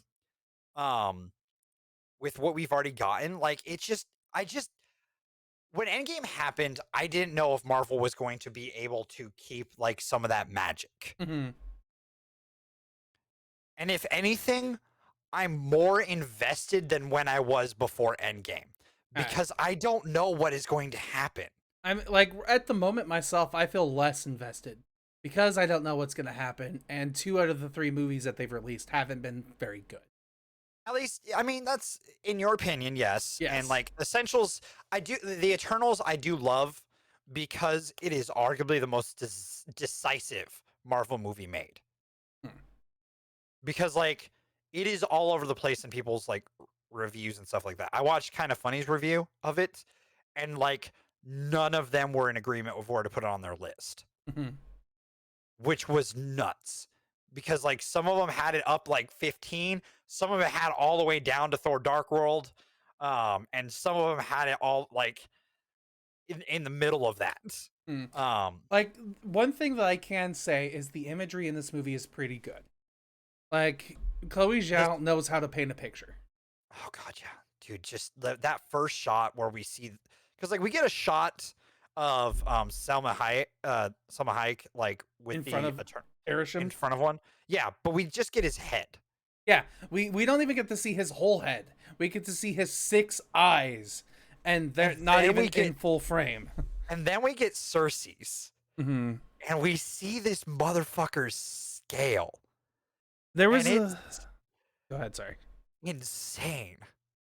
There was a picture that I wanted to try and find on the internet that I couldn't, because I ended up inspiring the picture off of Cersei's vision with him, where she's looking through she sees the wall of their memories, and it's her standing in front of, like, I literally posted the picture on Twitter on my account so you could see the inspiration, and then the one that I ended up drawing. But I wanted to find the picture which they didn't have. They had one that was similar, of the Celestials making the galaxy in its hand. and its hands. Oh yeah. Like they have one where it's turned to the side and it's doing it, and that was almost what I wanted. But I wanted the one in the movie where it's literally him facing the camera and it's like in his hands, and he's like, okay. Also, I love the story about the fact that like, I do love the story also of the fact like what the potential of life. Mm-hmm. Because like that celestial that they do end up killing, Tiamat. has the potential to create billions of life forms. Mm-hmm. But like Earth, if you lose Earth, the fact that Earth, again, one blue little planet, and it's just rebellious ass group of heroes, brought back half the fucking universe. Which is How do you lose that planet? Yeah, which is against all the odds. Yeah, I mean, even too, like you think about the Celestial Airship's plans, and it's like, yeah, we need planets to have life on them. Spoilers. Intelligent life. Intelligent life. Spoilers. I mean, we're in the spoiler section to be able to birth a celestial from a planet. So Earth ends up saving more Celestials than it's given credit to because But yeah. Without Earth fighting to get half the fucking universe back, the Celestials are fucked. Mm-hmm. But you like, know, I mean, it would slow down their plans at the very least. But still, yeah, I mean, by fucking hundreds, if not thousands of years. Mm-hmm. Which is just like, that's such a cool concept, though. Like, is Earth more important than potential billions of lives? Mm-hmm. And the question is kind of yes and no, because those lives haven't happened yet. And Earth literally fucking saved half the goddamn universe. Yeah. Like, this ragtag group of different people, including parts of the universe, like coming together to do it. Like the fact that the Ravagers showed up, Howard the fucking Duck showed up, the Asgardians, like so many different groups showed up in that fucking endgame fight to stop the universe from ending. Mm-hmm. Like, because at that point Thanos was like, fuck it, I'm just gonna restart. Like, he was just gonna fucking hit the switch and restart it all, which would have pissed off the Celestials. Mm-hmm. But who knows? Maybe half the Celestials died during the snap. We never know. I can't wait to find out if they did, because that could be a really fucking interesting thing to see Arishem go like, yeah, no, we lost half the Celestials during that too. Like, and you guys are saying that these guys are the reason why they're like, we're alive, I guess. Because like pivotally, like I feel like Earth has to be judged alive, because if not, I don't know. Because like the Avengers like have fought Celestials in the comics. Like Ghost Rider literally has like their base in, I think, recent years is literally a celestial body, and it's because Ghost Rider is able to use that. Robbie Reyes is able to use that as a Ghost Rider ride. Okay. Fucking awesome, right? Kind of, yeah. You see this giant sentient being? I own this now. With fucking flames coming out of it. Yeah. It's fucking wicked. The fact that these Celestials, like, he towered over Earth. That shot where he's next to clouds Earth, and yeah, that was amazing. that was terrifyingly awesome. And my brain immediately went, I don't think the Avengers can take that. No. Especially too, because he was able. Not only was he able to go and like tower over the Earth, he changed the weather just by his mere presence, and he could isolate 3 tiny individuals on the entire planet, no problem. Uh-huh. Which then my brain went, is Galactus gonna be a celestial size? Yeah, but then How does the Fantastic Four stop him? But the thing that makes me laugh, though, when I think about it too, is you are Kit Harington. You just watched your girlfriend get taken away by a thing much larger than the size of Earth And your And response you're gonna is, go get your fucking sword. yeah, I'm gonna go get a fucking sword. Here we go. Give me back my girlfriend. Ah!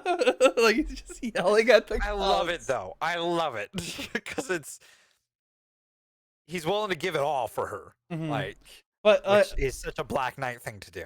and when there was a moment when I heard the voice in the post credit sequence when I heard Mahershala Ali's voice, I was like, "This is where we're gonna introduce him? Really?" Wow. But for a moment I was even worried because like I heard his voice, I was like, "Was that him?" And for like 40 seconds, I was like, "Am I being racist? Is that Mahershala? I can't tell. What's going on?" That's just me being an Dude, asshole. the fact that like that is where like our first moment of Blade is just him off screen talking for a second, and it's hype as fuck because like he's gonna show up in fucking Moon Knight. Mm-hmm. He's going to get his own movie. And fuck, does that mean Oscar Isaac is gonna be Moon Knight in Blade? Because if so, awesome. My fear though, okay, is there is a certain vampire-like creature that is entering the MCU. Uh-huh. Michael Morbius. I'm just kidding. Yep. And I'm afraid that we're gonna get Jared Leto in Blade. Because they do have interactions in comics and in the Spider-Man show, like they work together. Mm-hmm. It's like one is the living vampire and one's the daywalker. And they fight vampires together. Mm-hmm. And I'm afraid of that. Because like, God, in my brain, is that such an awesome fucking concept? It sounds cool, but then you realize that like the type of actors they are and the characteristics. Like we don't know the vibes that Morbius is going to give off, but he clearly seems like he's going to be a jokey prankster, and That's not good. that's not. Yeah, and that doesn't seem like a good comparison with Have you seen Blade the trailer yet? or Morbius. From No. Okay. I can't wait for you to see it because it will pop up eventually in a theater for you. Mm. And like it is going to make you cry a little bit because like I know we've talked about it. Your only comic book you own is a Morbius comic. Mm-hmm. Um and as someone who watched the Spider-Man the animated series growing up a lot and the X-Men animated series, Morbius was like introduced there and stuff like that. He's important there, but he does eventually just fall off. And he doesn't really do jack shit in the comics, in all honesty. So, like, again, it's weird Sony's going the route of, hey, our next character we're going to introduce is Morbius. And I wonder if the MCU has a reason for doing that. Because if it is tied in the MCU and Blade's coming out, if that's why they're like, hey, introduce Morbius so that we can use him in Blade. Maybe. I mean, it's hard to say. And then we introduce him into the fucking Midnight Suns, which would be weird as shit because Morbius is not who I would imagine in the Midnight Suns. I don't know. Maybe. Because he's not exactly a supernatural character. He's a science fiction character. Mm-hmm. But I digress. I'm just like where Eternals leaves the MCU is so fucking cool because it's just there's so many fucking paths of being like, where do we go now? Mm-hmm. Where do we go now? I wasn't gonna go there. Ah. Mm-hmm. I said it the first time, my brain went, "You're gonna do it." Shut up, Dev. I heard you say it, and I was like, please don't do it, Dev. Just keep talking. Because I accidentally said it with the cadence too the Yeah. first time, and I was like, Uh-huh. brain immediately went, "Where do we go now?" We're not even talking about the two things I want to talk about. We're just talking Alright, about let's go future there. Marvel. yeah. Let's talk about what you want to talk about. The first thing I want to talk about is the Deviants. They had no point Dude, being in this movie. Bro, like such a cool concept. Yeah. And kind of funny brought up an idea that would have worked way better, and I agree with it. Crow ends up as the sixth Eternal that gives power to the hive mind. I mean, that'd be so that cooler, yeah. Cersei does that, so Icarus doesn't have to not because he can't kill Cersei, just can't bring Mhm. himself to do it. So he's forced into a corner where he has to partake in it. Um, so it's weird, and it's also a little weird how he kills himself because It's Icarus. He flies into the sun. it's it like it makes sense for Icarus to do that from his perspective because he knows about the legend and stuff like that because he is the legend of Icarus and Mhm. all that kind of stuff. So him doing that to him personally does feel like a way that he's like, all right, I'm just gonna do this because it's the only thing I can do to just get away from this because I'm too conflicted to deal with this. Mhm. The problem is the audience saw it.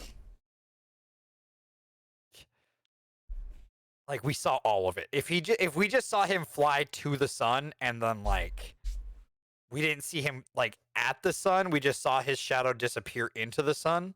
You know what I mean? That From would a have been enough. distance. Yeah. That would have been fine. There's a couple of themes and things in this movie that we didn't need. I don't think we needed the first ever on-scene sex scene in a Marvel movie. I don't think this movie is fucking horny. Yeah, I also don't think we needed to see Icarus kill himself. No, we don't need suicide to see it is that never close. the answer. It was there's cooler ways to do it, like Superman All-Star Superman, where he flies in the sun because he's got so much solar juice going through him and the sun's dying from something happening. I can't remember exactly how it happens. But he flies in there because he's oversaturated with solar energy that he's going to potentially blow up on Earth. So he flies into the sun. He does come back later in the comics and all that, but it's a really awesome Superman story. I mean, there are little comic book movies, animated movies, where he flies into the sun to absorb its powers. So. Oh yeah, that's how fucking DC Universe Online starts. Mhm. I don't know if you ever played that, but it starts with this future timeline where everyone's villains and heroes are fighting like crazy, and Lex grabs Wonder Woman and yells, "Scream for him," and then it cuts to Superman just floating in front of the sun, recharging after obviously this battle has been going on forever because his cape's down or his suit's fucked up. Then everyone's fucked up from the fights. And then his eyes open and they're just glowing red Mhm. because he hears it because Superman can hear in space. Yeah, because that makes sense. It's a comic thing that just Comics is always got a going to comic. happen. Yeah. Yeah, comics got a comment. That's just something he's been able to do forever. Jimmy Olsen had the watch and clicked the watch, and Superman came from the other side of the fucking galaxy, universe, and was there. And he was like, "Sup, I heard your fucking noise." Somehow, Because sound waves travel through space. But listen. Anyways, but it's a dope ass fucking scene to see that. There's a way to do Icarus where he doesn't have to go that way. Maybe he fucking Mr. Manhattan's to Mercury. yeah, I mean, even I almost feel like at some point he could have just given up the fight because he fights Festos to break out of his hold, and then just flies off to go to Cersei. And then as soon as he lands there, he sees her and cries, helps them, and kills himself. It's a little weird. I'm fine with him turning and all that because I feel like it's kind of hinted at because he's kind of cold and it feels like he's very reserved, Mhm. and he's not fully invested in what's going on. Mm-hmm. So I feel like it's not perfectly set up, but I still feel like it works for what we're going for in here. But that whole end for him is a little weird. Though. We're not even talking about the Deviant still. Yeah, sorry, back to the Deviant. God, Yeah. Crow was such a cool concept. Yeah, it seemed like an interesting idea. But especially when he kills off the leader and he has their power, and it's like, oh, if he assembles all of the eternal gems, what's he gonna do with the Deviant Gauntlet? Yeah. No, awesome. And I like the idea of him doing that, and he doesn't even have to turn sides. He can just go his separate way afterwards. Yeah. Um. But what ends up happening with him is just so stupid because he randomly just kind of shows up at the final battle where they're fighting Icarus.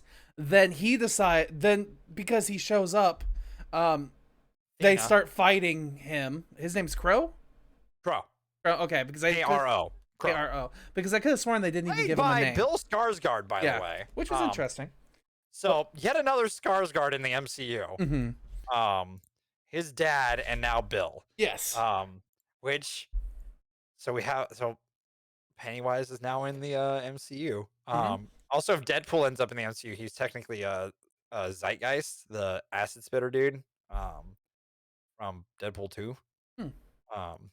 Remember that scene where they all fucking do their shit? Yeah, they all die. Yeah. But he's that guy.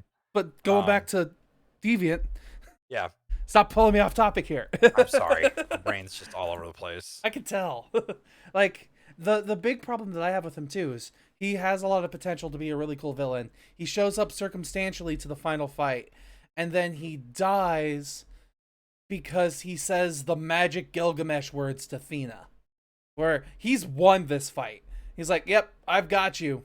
Just remember things, because, that was his saying, and I'm channeling his thoughts. And then you're like, oh, I remember.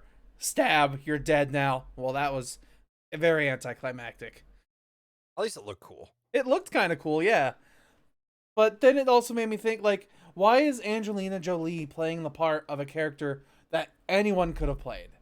Like, I kind of get the fierce, strong, kind of older woman. She's not old by any means, but like you could tell she's not 18 anymore, kind of thing. So it makes sense she's that warrior that like she makes me think warrior when I look at her in this movie for sure. But I don't think specifically that it had to be Angelina Jolie.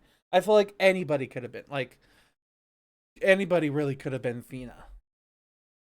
I mean, we could say that about a lot of characters in a lot of movies. That's true. Like, I kind of like roles. Like, I loved Ryan Reynolds as Deadpool because that's just, they are one and the same when I think of them at this. Same with how I think of Luke Skywalker and Mark Hamill. Like, but in Iron Man and Tony Stark and Chris Evans as Captain America. Yeah, like they all feel like those characters, but this one they didn't really feel like those characters. Well, the thing too is like I don't know how much you know about the Eternals in the comics.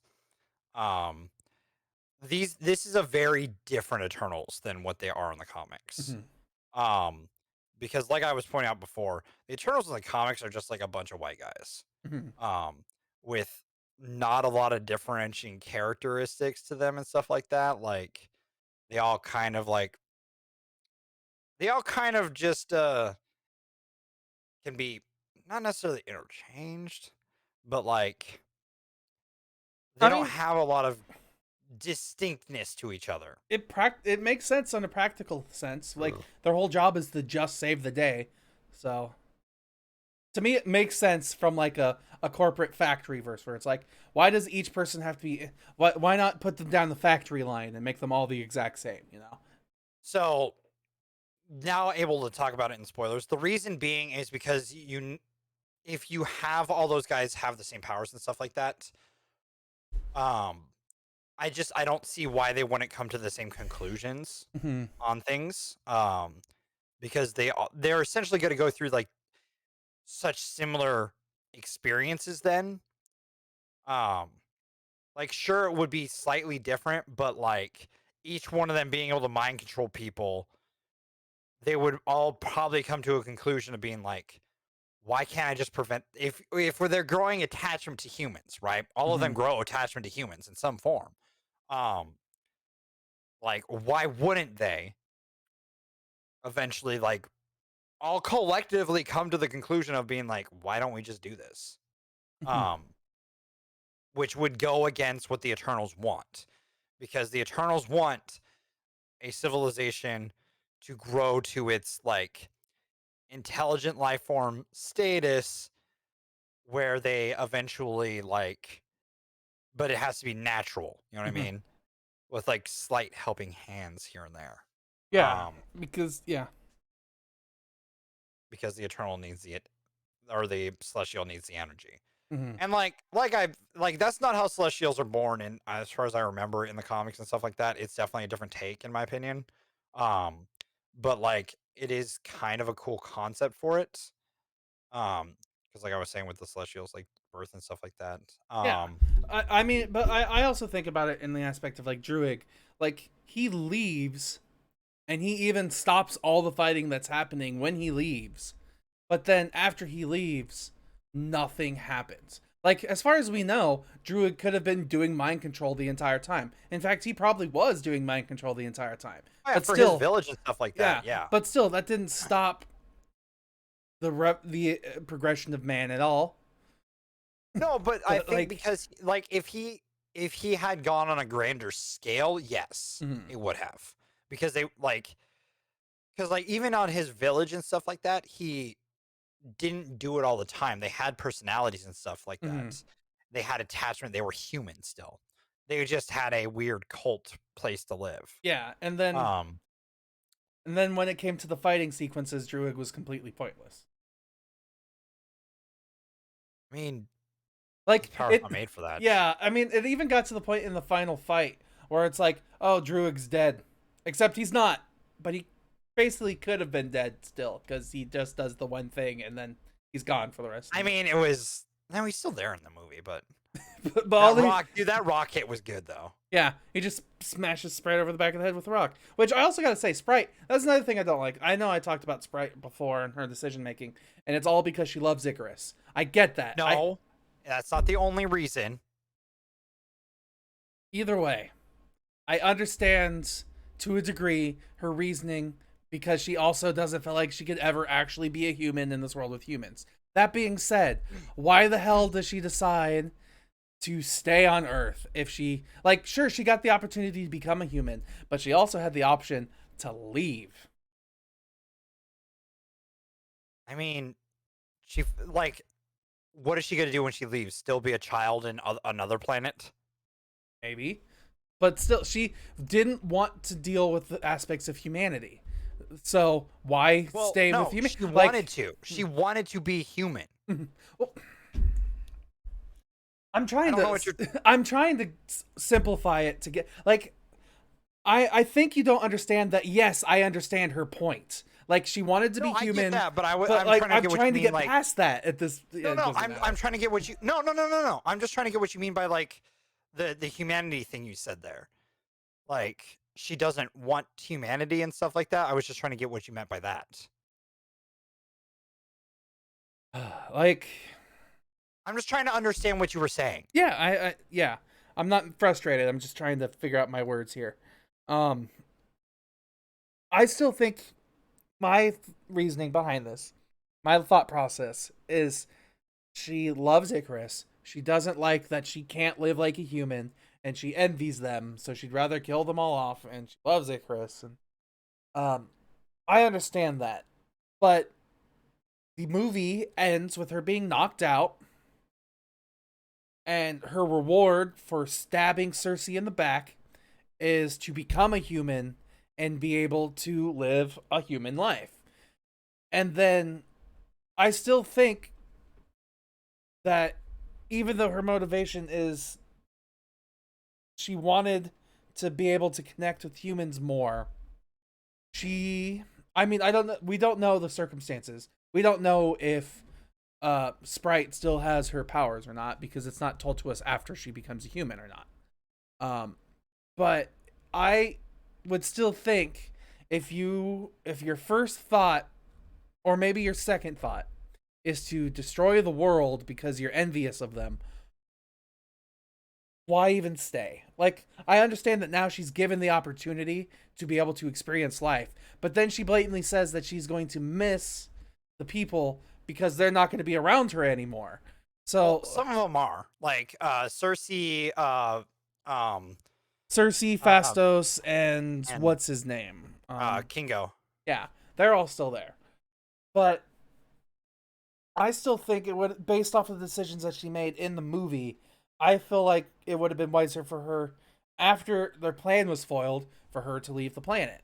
Like, that way she doesn't have to try and deal with the emotions that she has with humanity, but she can still be helpful to her family. I mean, I see what you're getting at, but the problem with that is, like, wherever they go, she's still gonna have to deal with that. And additionally, too, like, I don't understand, even though, yes, she's a human now, she was still a big key part of creating the Marvel Tiamat Celestial. So why wasn't she also taken away in the end sequence? Because Ashram,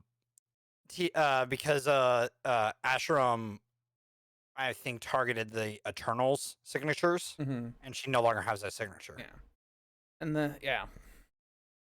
So, And then this intercosmic being is so powerful that he only got the humans, the Eternals on Earth, and not the ones deep in space.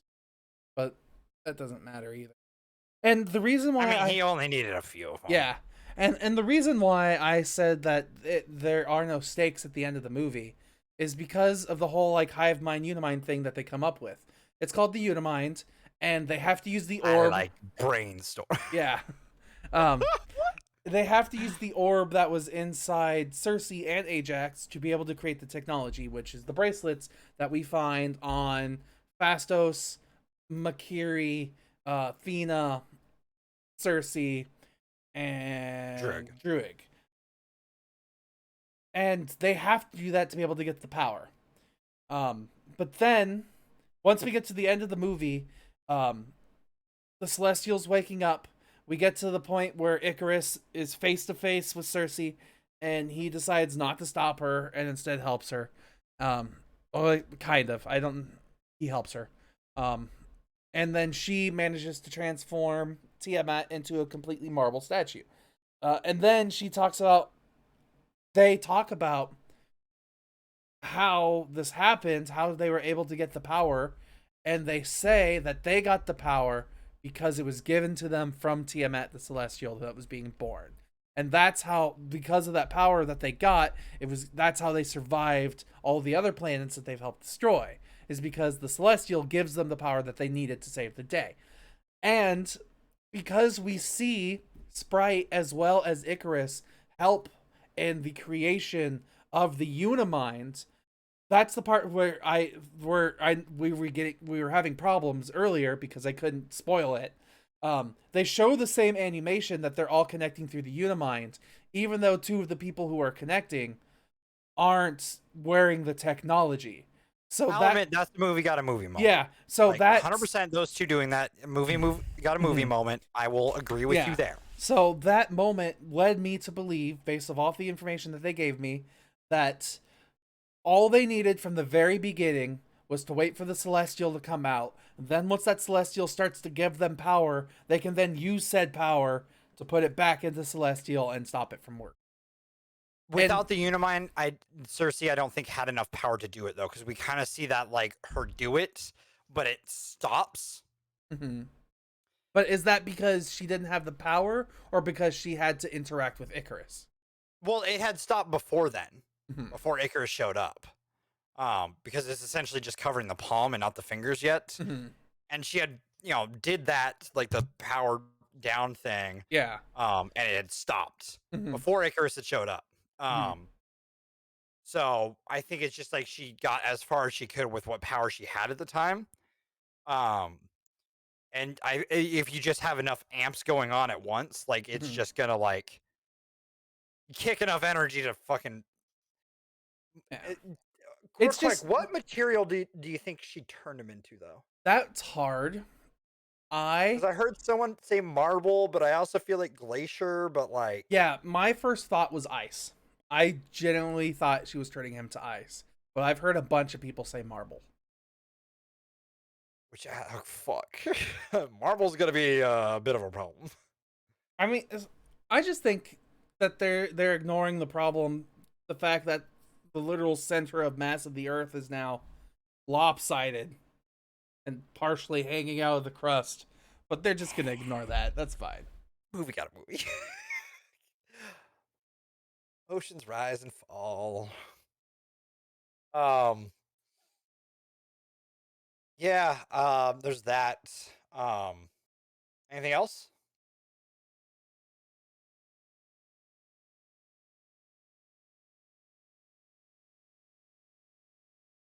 I think that's pretty it. Yeah, pretty much all I had. Anything else you want to talk about before we get into this news stuff? Yeah, let's just get jumping into the news. All right, we're in the news. Oh fuck! I apparently didn't set up the news graphic right.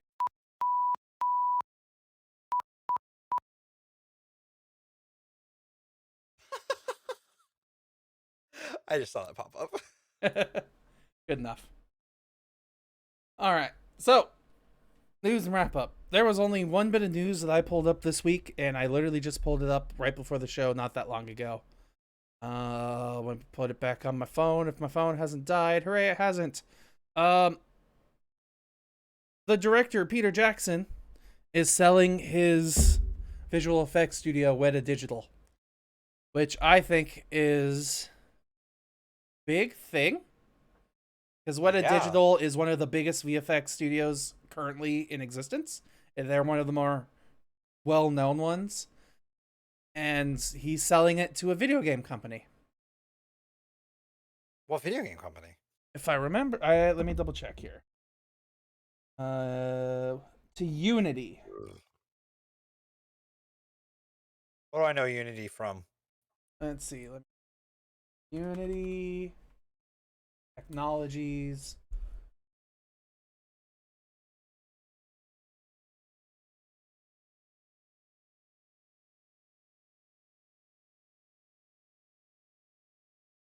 It's a game rendering kind of like Unity engine. Yeah. Okay, that's what I thought. I couldn't it sounded like they're one of the engines. Okay, that's gonna be interesting. I didn't see that pop up in my news stuff, so I do have a piece of news as well. Ooh, what's that? Something that you can't go look at. Oh, the poster. The poster. I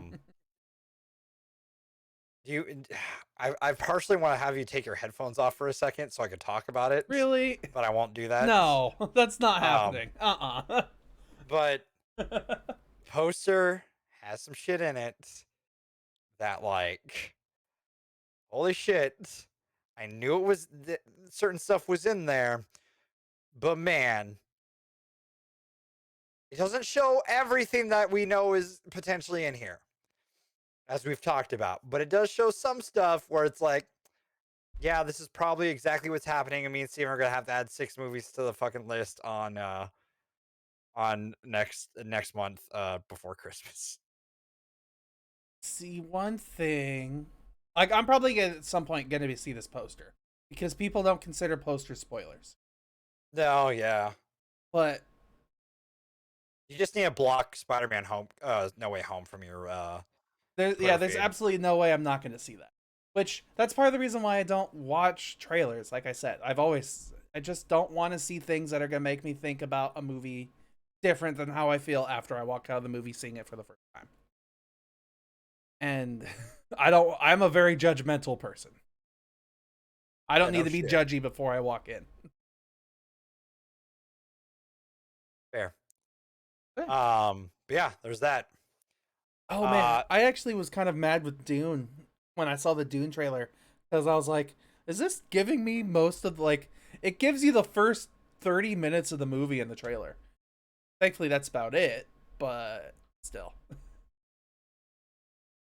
So, see any of it? No, I'm not gonna look. it's a long show. Yeah. Today. So next week, we were originally going to do some movies. Yeah. So this month was originally going to have Top Gun as last week, and Ghostbusters next week. Things changed.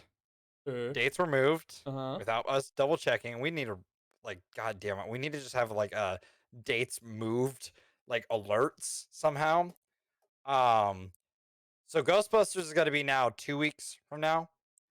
And what movies are we doing next week, Steven? Next week, we're watching movies of my choice. I decided these, so if it's anyone's fault, it's completely mine. We are watching Blood Red Sky, Night Teeth, which are Netflix original movies about vampires. I mean, hey, we were just talking about the vampire today, so. I just realized that. And I'm like, I hate that is the connective tissue. I hate it. Yay, vampires. Night Teeth, Blood Red Sky. I am looking forward to laughing at Blood Red Sky because I think it's going to be a terrible movie. I look forward to enjoying Night Teeth. Yeah, I look forward to enjoying Night Teeth. I saw a trailer for that and it looked enjoyable, Mhm. but only if it's executed well. Just make sure that you've paid for our Netflix. It's paid for. Okay, good. I haven't been on it in a while because I haven't known that it's been paid. Yeah. All right. That was all the news I had. I feel like we're good to wrap this up today if you are. Yeah, I ain't got shit for an outro this week. I'm not gonna lie, because like this was last minute. Yeah, it was supposed to be. Who are you gonna call? Critically casual. And then and then the week after that would have been like Highway to the danger. And that's my 2 weeks are fucked. Yeah, so let's see. We can think of something really fast here for vampires. Blah blah. Yeah. Get these motherfucking vampires on the motherfucking plane. Blah, blah, I'm here to fuck your blood. Blah, Like, comment, subscribe. blah, blah. I'll see you later. See you next week. Blah, blah, blah,